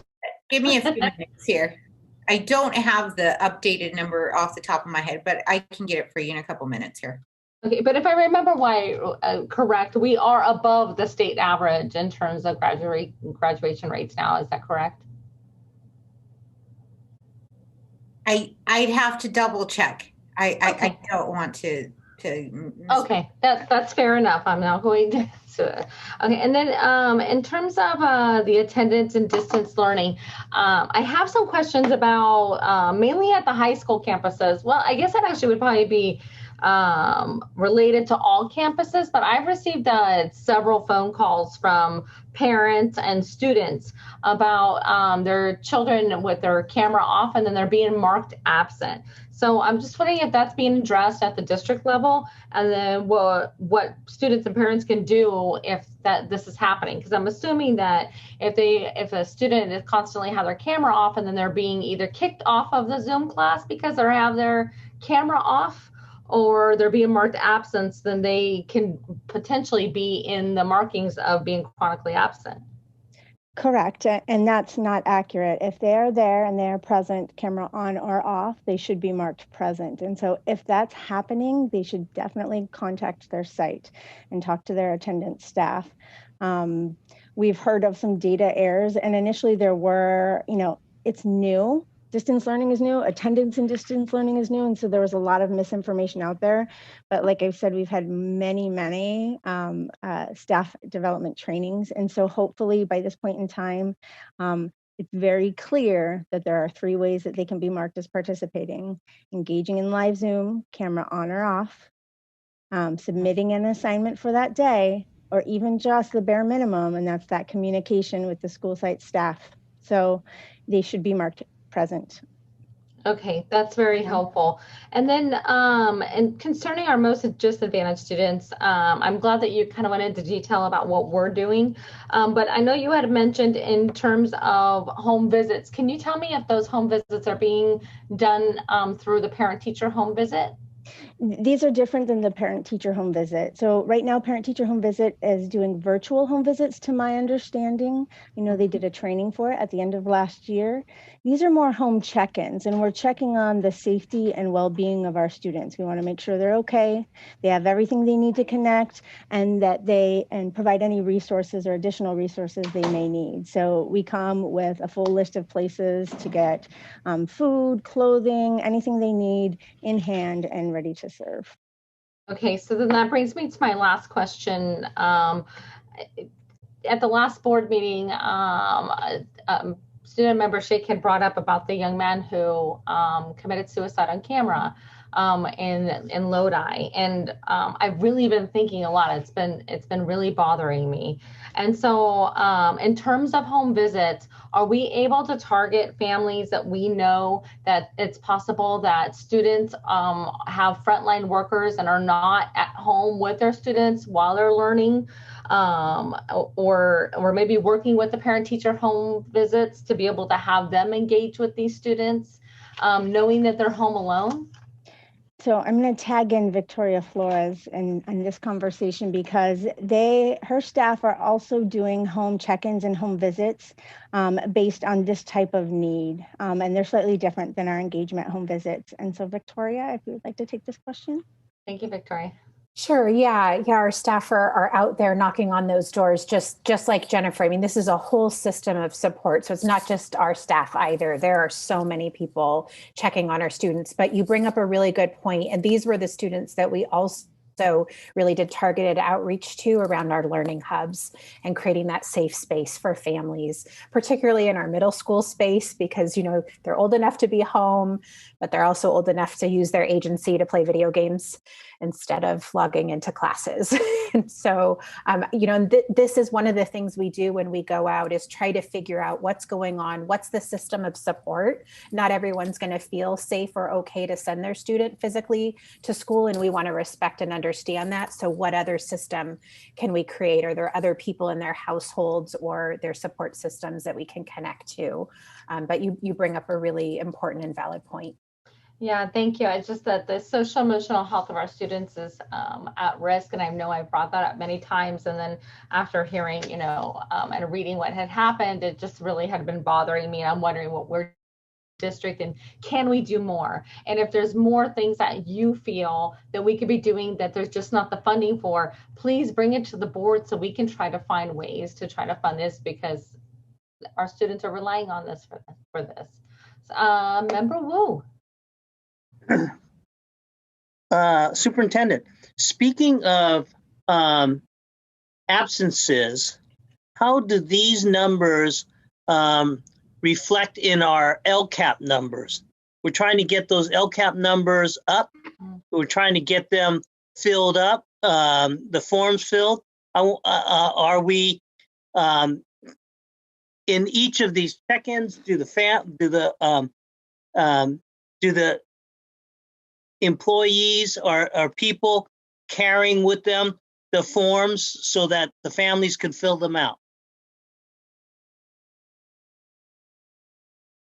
Thank you, Member Wu. I'll again go back to Ms. Kretschmann and anyone else that wants to speak on all of the efforts that we have begun to engage in to make sure that we do have all of those applications. I was briefed earlier this week. We continue to see more and more applications, but this is still an all-team effort before the deadline. So, Ms. Kretschmann, if you want to speak on that.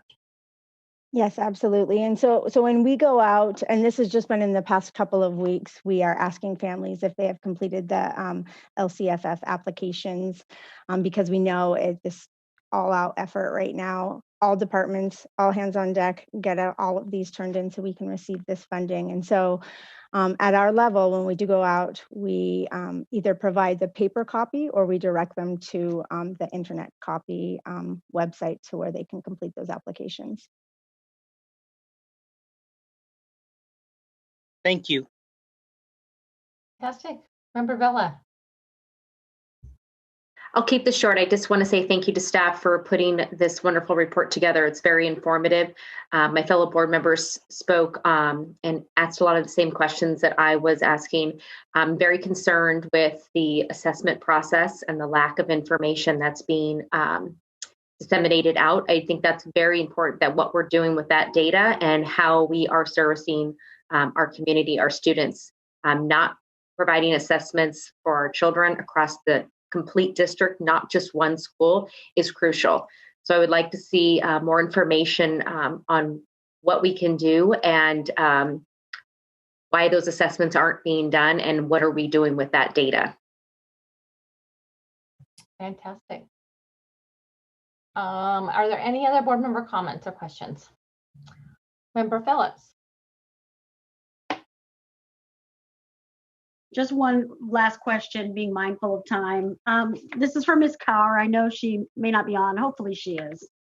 Mrs. Carr, do we have programs that are very specific, like Title VI for African American and Latinx students? Under Title VI, we serve American Indian students. I'm not aware there are any other specific program under any Title VI, Title I. So we can provide you that information. But at this point in our department, under Title VI, we only serve American Indian kids, students. But in youth development, we do some targeted programming, which is for men and women of color. And we have a Men's Leadership Academy and Women's Leadership Academy that specifically target African American students. Okay. Yeah, I'd like to find out more about that. And sure. Okay. Thank you. I'll contact her. I have her. Fantastic. Well, thank you for all the questions. And I just want to say again to staff, I know that this has not been an easy job. And I just want you to know that we appreciate all the hard work that's gone into this for our students. President Pritchett, if I could just ask Mr. Flores to go back, and I'd like to make just one comment here at the end to share the slide with the graduation in A to G very quickly to close out this presentation. Sure. And I'd like to tie it to the focused questions from some of you around assessments. So, Mr. Flores.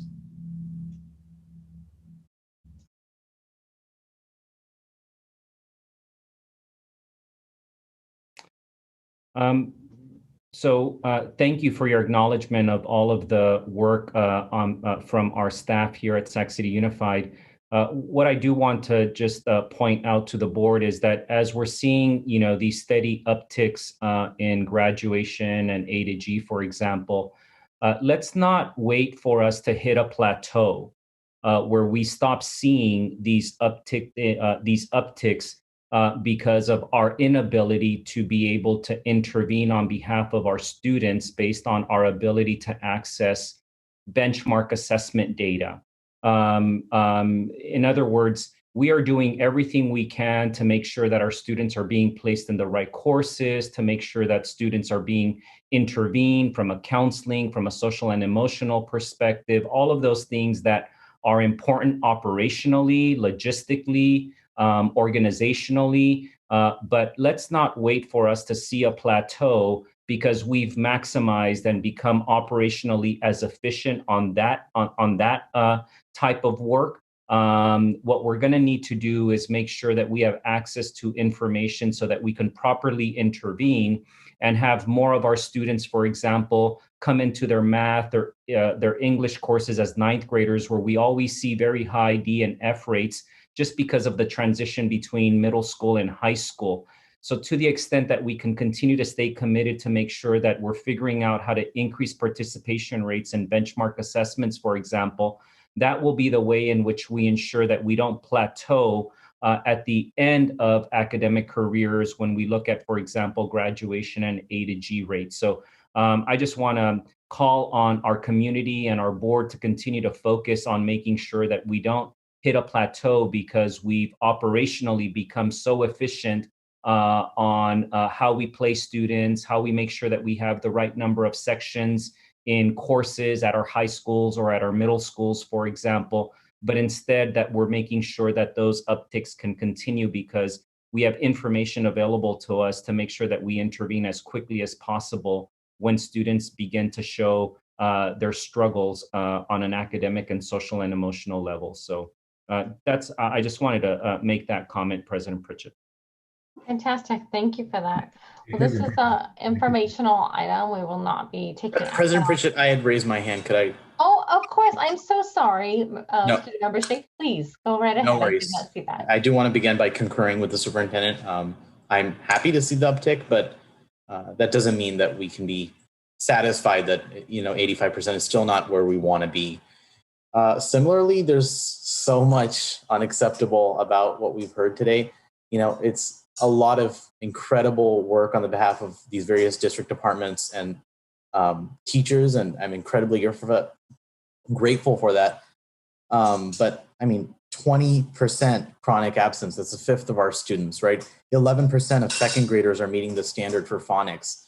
That's an Ivy League acceptance rate. That's almost nobody. And even then, there's such a small selection size because we're not testing enough people. And the fact that there's an increase in D and F grades across the board, except for the certain high school levels, I think, yes, it's important to note that that's happening in LA and Fairfax and nationwide.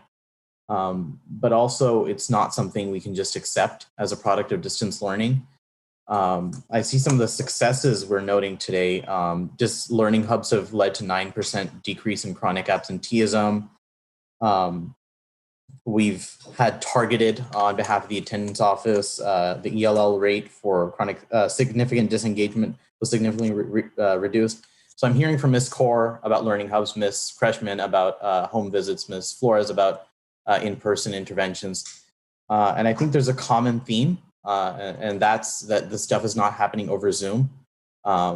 It's district staff doing incredible work of going out into the field and seeing people face to face. And I think the 5 additional learning hubs are an incredible step towards advancing more of the in-person, because I'm sick and tired of Zoom, and I know thousands and thousands of my peers are as well. And so as soon as we legally and possibly can, especially for those K-3 students who are missing out on phonics education, we really, really need to emphasize an option for in-person learning. And with that, let us move on to the next item. Well said, the student membership. Thank you so much for sharing that. Okay, so item 7.4, before we move on to that, I just want to do a quick time check. We're running about an hour and 15 minutes behind schedule, so just kind of keeping in mind moving on. Okay, 7.4, resolution number 3178, prioritization of teachers and school staff for COVID-19 vaccine access. This will be brought to us by our first Vice President, Lisa Morawski, and Ms. Victoria Flores. Thank you so much, President Pritchett. So I Member Sheikh, that was a perfect segue into kind of what we're talking about next. So this is a really exciting thing to be able to talk about, and that is vaccines that are being distributed now to healthcare workers and those in congregate care facilities as sort of the first wave of the priority populations for the vaccine. So I wanted to bring this forward to give the board an opportunity to weigh in, hopefully with our support of prioritizing our teachers and our school staff for the next phase of vaccine prioritization. So, it's been reported that there is kind of a movement afoot now of school officials, state and local lawmakers across the country, as well as labor unions, that teachers and school staff really should have priority in the vaccine distribution after the first phase.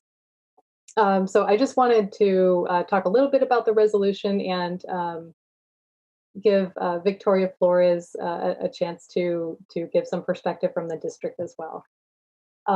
So just first off, I wanted to make sure that we know that vaccination is one important addition of protection, a layer of protection that would be great to have in place for our students and staff, or for our teachers and staff. Kids are later. They're not actually clinically approved for kids yet, but anyway, we'll get there. But it's vaccination of our teachers and staff will be great, but it's not by itself going to be enough. We still need to have our other public health protocols in place. We know what those are: the testing, contact tracing, PPE, ventilation, sanitation, all of those things that the district's been really working hard to put in place. I also want to be clear that, I believe, and I hope that my fellow board members will join me in this, that, it's really important to prioritize vaccinations this way, but it shouldn't be a barrier to reopening for in-person learning, particularly to reopen for the most academically, socially, and developmentally vulnerable students that we're seeing. And I think we just talked quite a bit about that. Their needs remain, our moral obligations remain, and when community rates are sufficiently low and other protocols in place, we should plan to reopen.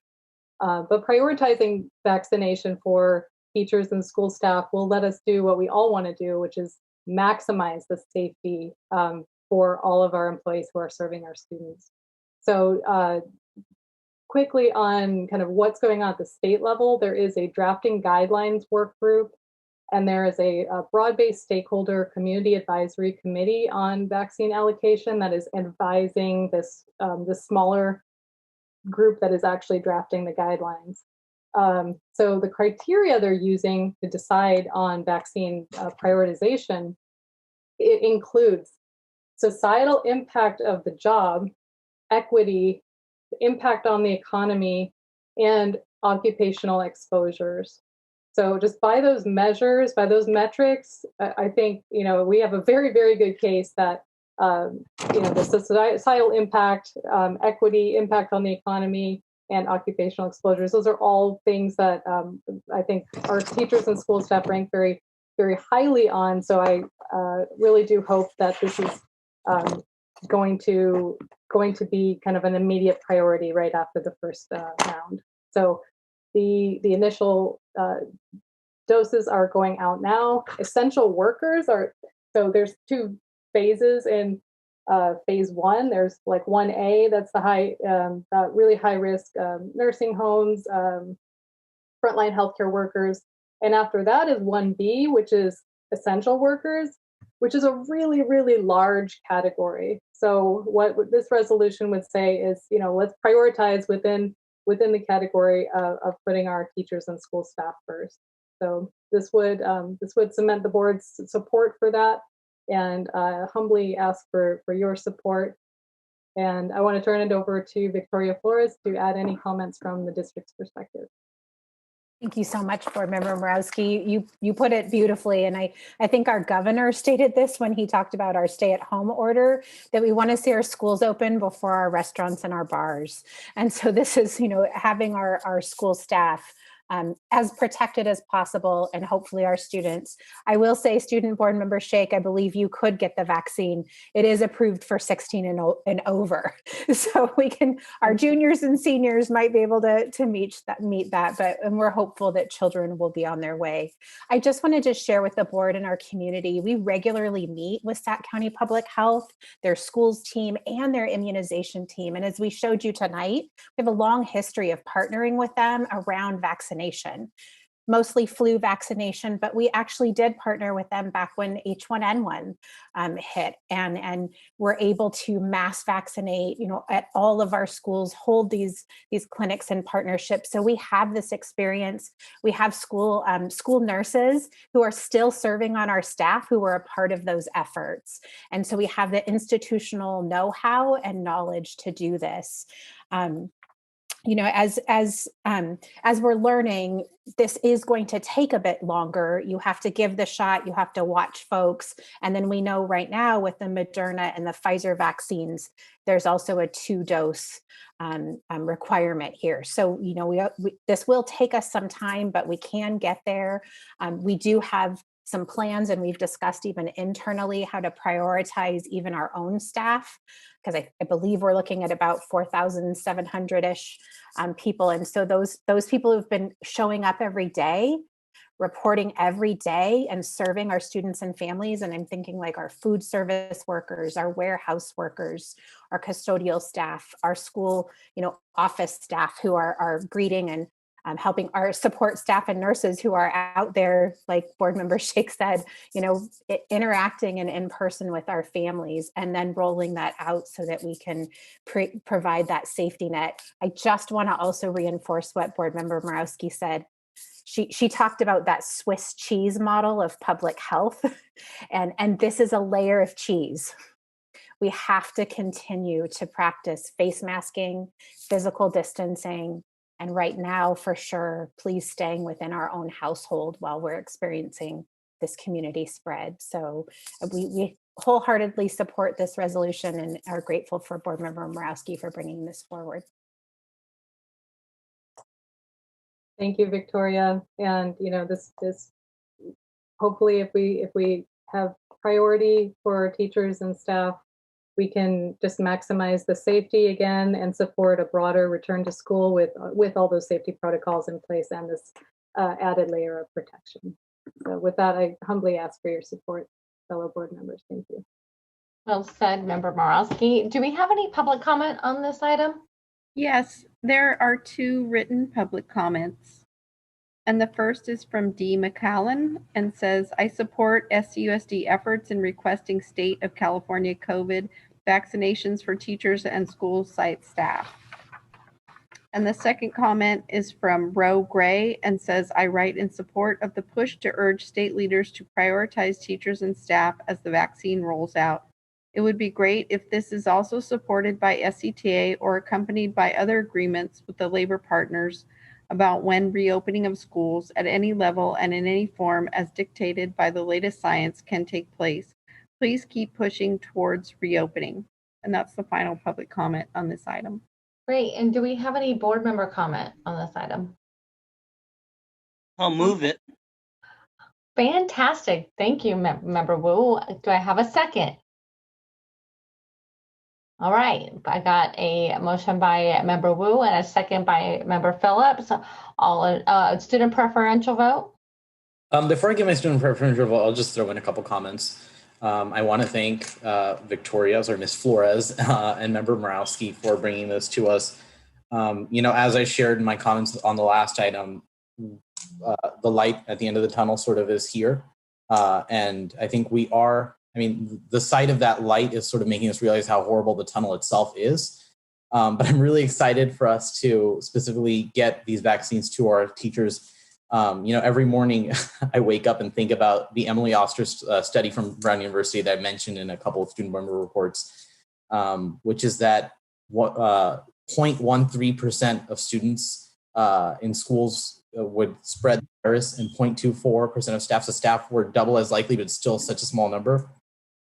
And as Dr. Fauci regularly says, we want to keep or get kids into schools. And so I'm really glad that this very significant piece of Swiss cheese is being inserted. And so I'm excited for SUS teachers to get vaccinated. And with that, I'll say aye. Awesome. Thank you so much. And this will be a roll call vote. Superintendent? Member Pritchett? Absolutely, yes. Member Morawski? Aye. Member Garcia? Aye. Member Villa? Aye. Member Rhodes? Aye. Member Wu? Aye. Member Phillips? Aye. Fantastic, and it passes. Congratulations. All right, we will move on to public comment. We have 4 written public comments tonight. And the first is from David Fisher, president of the Sacramento City Teachers Association. And it says, good evening. I wanted to start by thanking the departing school members for their service. We especially want to welcome to Sac City new board members Phillips, Rhodes, and Bieda. With three new board members, we have a tremendous opportunity to start a new chapter in Sac City history, one characterized by transparency, fiscal accountability, and a positive, constructive working relationship between the district and certificated and classified staff. As we look towards the immediate future, we look forward to working with the district to develop a budget that makes the interests of students, particularly those with special needs, the district's highest priority. From our perspective, that begins with ensuring that every student has a fully credentialed certificated teacher in the classroom as part of a teaching staff that reflects the diversity of our district. That also means a school board that acts with integrity and the highest ethical standards and sees the district certificated and classified staff as those to work with rather than against. Toward that end, we invite this board to designate its own representative to be a part of the district's team when negotiations occur between the district and SCTA, so that the elected officials who hold the ultimate decision-making authority in the district have one of their own to evaluate and report on what is happening rather than simply relying on the district staff. In addition, as we look at models across the state where there is a positive, constructive relationship between a school district and its union, the top administrators are directly involved in the active discussion with the district's employee organizations. Earlier this week, we, along with 10 other CTA locals in Sacramento County, held a community forum on safely reopening schools. Included in that forum was the president of the San Diego Education Association, the vice president of the San Diego Unified School District School Board, and a representative from the University of California, San Diego. San Diego Unified is the second largest school district in California and the 13th largest in the country, and yet their superintendent is directly involved in weekly meetings with the Teachers Association and is a frequent participant in negotiations, as are members of their school board. Together, they have developed a state-of-the-art testing, contact tracing, as well as the school environment projections, including ventilation and filtration systems, that have resulted in a science-based agreement regarding in-person instruction. Just as importantly, in years past, they were able to navigate through a tough fiscal environment by working together rather than trying to scapegoat the district's certificated staff. We all know that is not the case here, where our superintendent isolates himself, refusing even to return phone calls from our leaders and SEIU, and spends millions of dollars on outside attorneys and labor consultants, dollars that should be spent on our students. Today, the Sacramento City Unified School District has the highest reserve fund in its history, $93 million. Last year, it had an operating surplus of $23 million.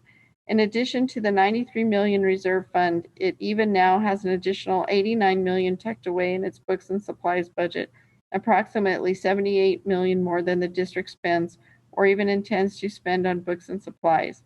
There is an opportunity to come together to create a budget that meets the needs of our students and sets the foundation for improved services for students and student outcomes without having to be balanced on the backs of certificated and classified staff.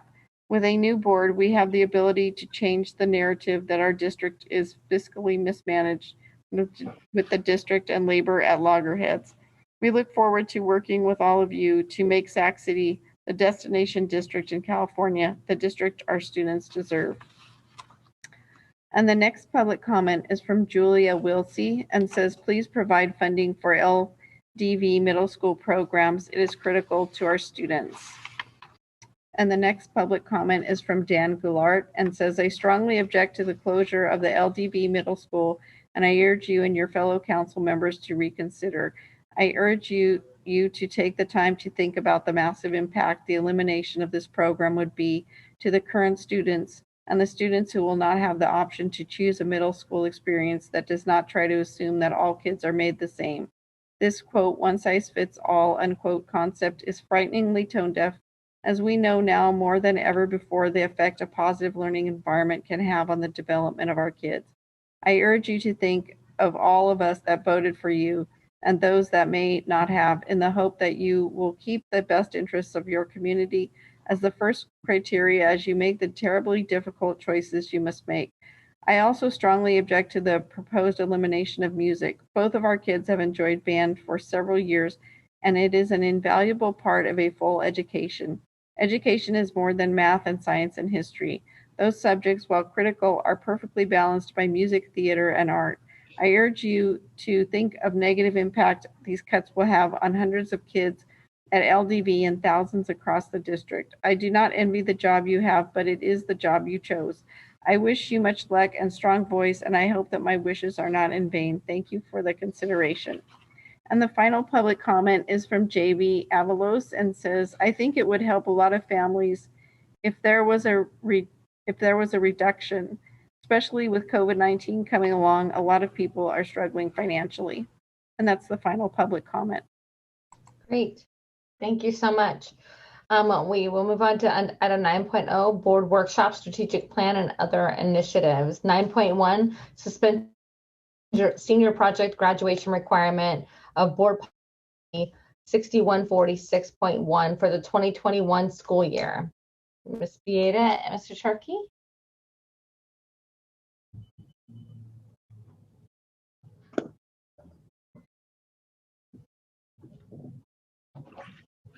Sorry, excuse me. Good evening again, Board President Pritchett, Superintendent, and members of the board. My name is Matt Turkey, Assistant Superintendent of Curriculum and Instruction, and I'm here this evening to present to you on the recommendation to temporarily suspend the senior project as a graduation requirement for the graduating class of 2021.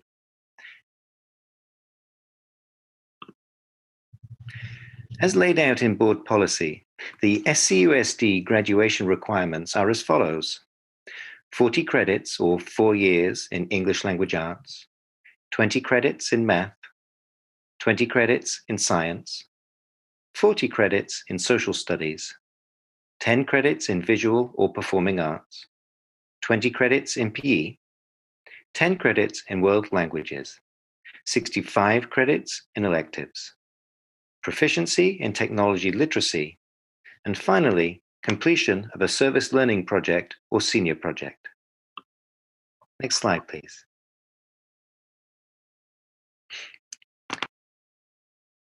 While each school has the autonomy to set the exact parameters of the senior project, there are several requirements which are common.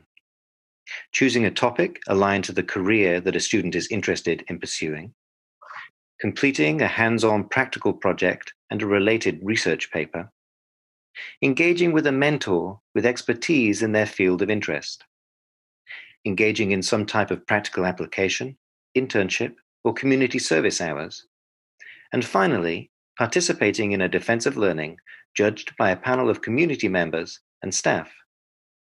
So, for example, if a student is interested in a career in mechanical engineering, they may choose to solve some kind of problem using the engineering design process and actually design, build, and test out a product. They would need to identify and engage with a professional mentor with expertise in mechanical engineering who would guide them along the way. They would also engage in some kind of community service. Finally, the students would then present and defend their project and their learning to a panel of community and staff members. Next slide, please.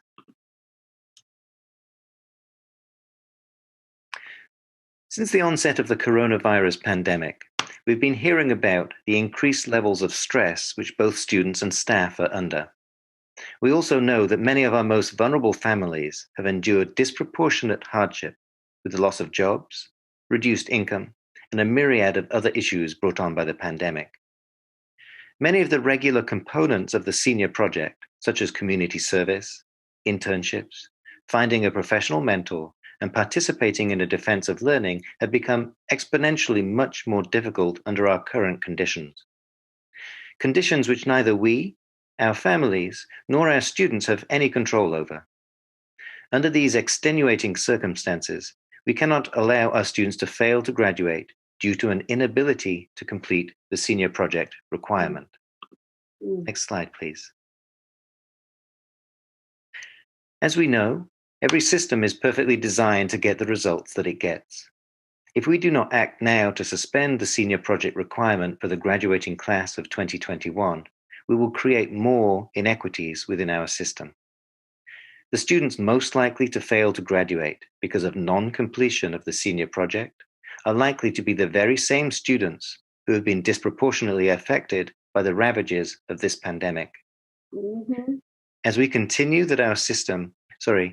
recognize that our system is inequitable by design, this is our opportunity to interrupt a looming inequity so that all students can be given an equal opportunity to graduate. Next slide, please. If the suspension of the senior project is approved by the board this evening, our next steps will be to communicate this to our high school principals and staff and the students and the families of the graduating class of 2021. Next slide, please. As such, it is recommended that the board temporarily suspend the senior project as a graduation requirement for the 2020-21 school year. And last slide. Thank you so much. That is the end of the presentation, and I'll be available for any questions should the board have any. Great. Do we have any public comment on this item? There is no public comment on this item. Great. I would just like to say I asked for this to be brought to the board. I've received many calls throughout the community, and this is just one more barrier for our students during the midst of a pandemic that could potentially hurt their graduation. And coming from a parent who both of my kids graduated from Sac City schools, both of them had to do a senior project. I understand that the senior project it brings them out of their comfort zone and shows them new ways of doing things. And so it's unfortunate that we're with the pandemic that we're up against these barriers. With that, I will move to approve the suspension. Is there any other board member comments or questions? Member Garcia? Yes, thank you. I'll go ahead and second that motion. I did have a question about the high school graduation requirements, the list of all the credits that you need. I'm wondering, since President Pritchett requested that this particular item be brought before the board, was there an analysis in terms of what other requirements may be at this point students may be unable to complete because of everything that we're going through. So I just wanted to know if there was an overall analysis made on the other requirements. Sure. So if Mr. Flores could just briefly show that slide, perhaps.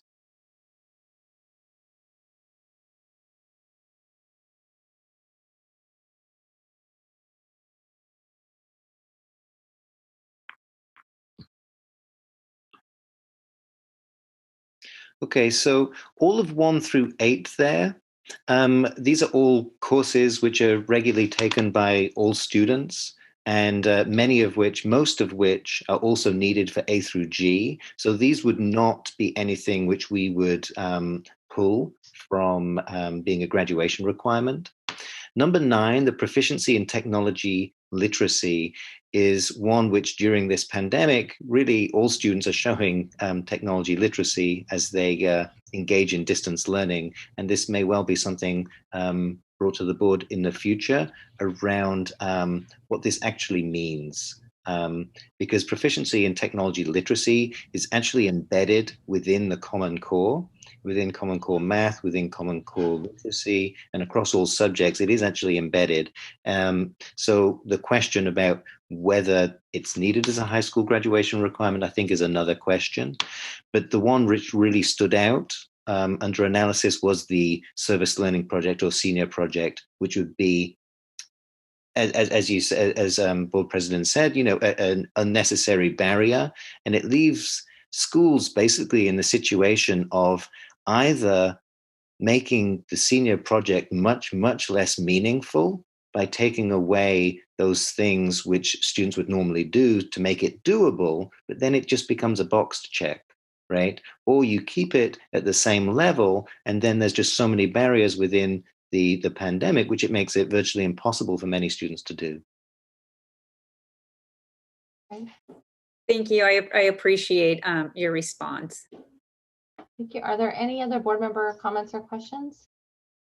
Member Morawski and then Member Vela. Thank you. I'm actually just curious, are there students who would graduate but for the senior project in a normal year? Or is that a significant problem? I don't have any numbers, but I can tell you that as a principal of a high school, we would go through iterations with students where there would be a certain level which they had to reach. And if they didn't reach that level, they would not be on for graduation. And generally, students would then, if a student was in that situation, would need to redo their presentation and redefend their senior project. So it's, in answer to your question, it's a real thing. Yes. Mm-hmm. Well, it just pains me to have to consider this. I think it's appropriate given the circumstances, and I know it's a bear, but it seems like something that students get a lot out of. I'm curious if Member Shake has anything to add from the student's perspective. It's not to put you on the spot. But. Well, I wasn't going to say anything, but Minnick was just texting me saying that you should do one regardless, and I will be doing one regardless. But I definitely think that to go out and do this level of community work while we're, chained to our desks, essentially stuck inside at home, it's unreasonable. And for that to be a block of graduation is not something that we can ask this year. And so I support the motion. Thank you. And that brings up the question that I have for Mr. Turkey. I know that there are students, and I'm sorry, my internet's saying it's unstable, so hopefully you can hear me okay. I know that there are students that have already began working on their senior project. In fact, some of them may have been working on it since last year when knowing that this was coming up. So I'm wondering if, in fact, we could work out something with if you could encourage the sites to possibly give extra credit for the students that have completed it, even though it's not a graduation requirement. So Mr. Chad Schweitzer and Mary Harden Young and myself actually recently met with high school principals about this very topic. And high school principals were saying the exact same thing as you. And basically they were saying that what they would do is to make it an assignment for students. Now, if students have not started that assignment, they would be held harmless. Okay. However, for students which have completed it, it would be an assignment which could be worth some credit for students who have already done that. Yeah, that's fantastic. Thank you for considering that. I think I saw Member Viola's hand up. I just wanted to thank you, Board President, for bringing this up, because it's something that we did hear from a lot of students this week, the student listening session, and they're overwhelmed. And I think this is a great thing to offer to them, because many of them are already challenged with the work that's on their plate. And I think it's really protective of their mental health and just the space that they're in. So I appreciate you moving forward with this. Absolutely. Thank you. Do we have any other board member? Member Morawski, do you have your hand up? I'm sorry. Yeah, just to quickly, I would like to, I don't know, I don't want to put more work on staff. I'm wondering if there's a way that we can bring back or recognize the students who choose to complete the senior project. because it is a big deal. And if whether they're working on it or not now, if we can encourage it, if they can do it, I would just like to be able to recognize them. So maybe Yeah, it's like a certificate or something. I don't know if that's too much. I understand as well, but just something that maybe you can take back. I think that's a great recommendation. Member Borowski, if we could come back, just give us a little bit to kind of just assess how we create a balanced approach in not doing something that might feel like students want to do it, even though they might not be able to do it, but still acknowledging that some students also have started and might be in a position where they're in a better position to complete it.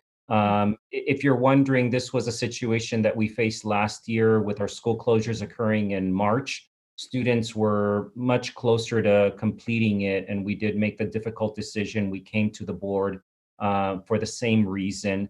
So let us work with our principals and get a better assessment of what that rate of student completion might be, and figure out if we can create a balanced approach to it, and come back to you. Thank you.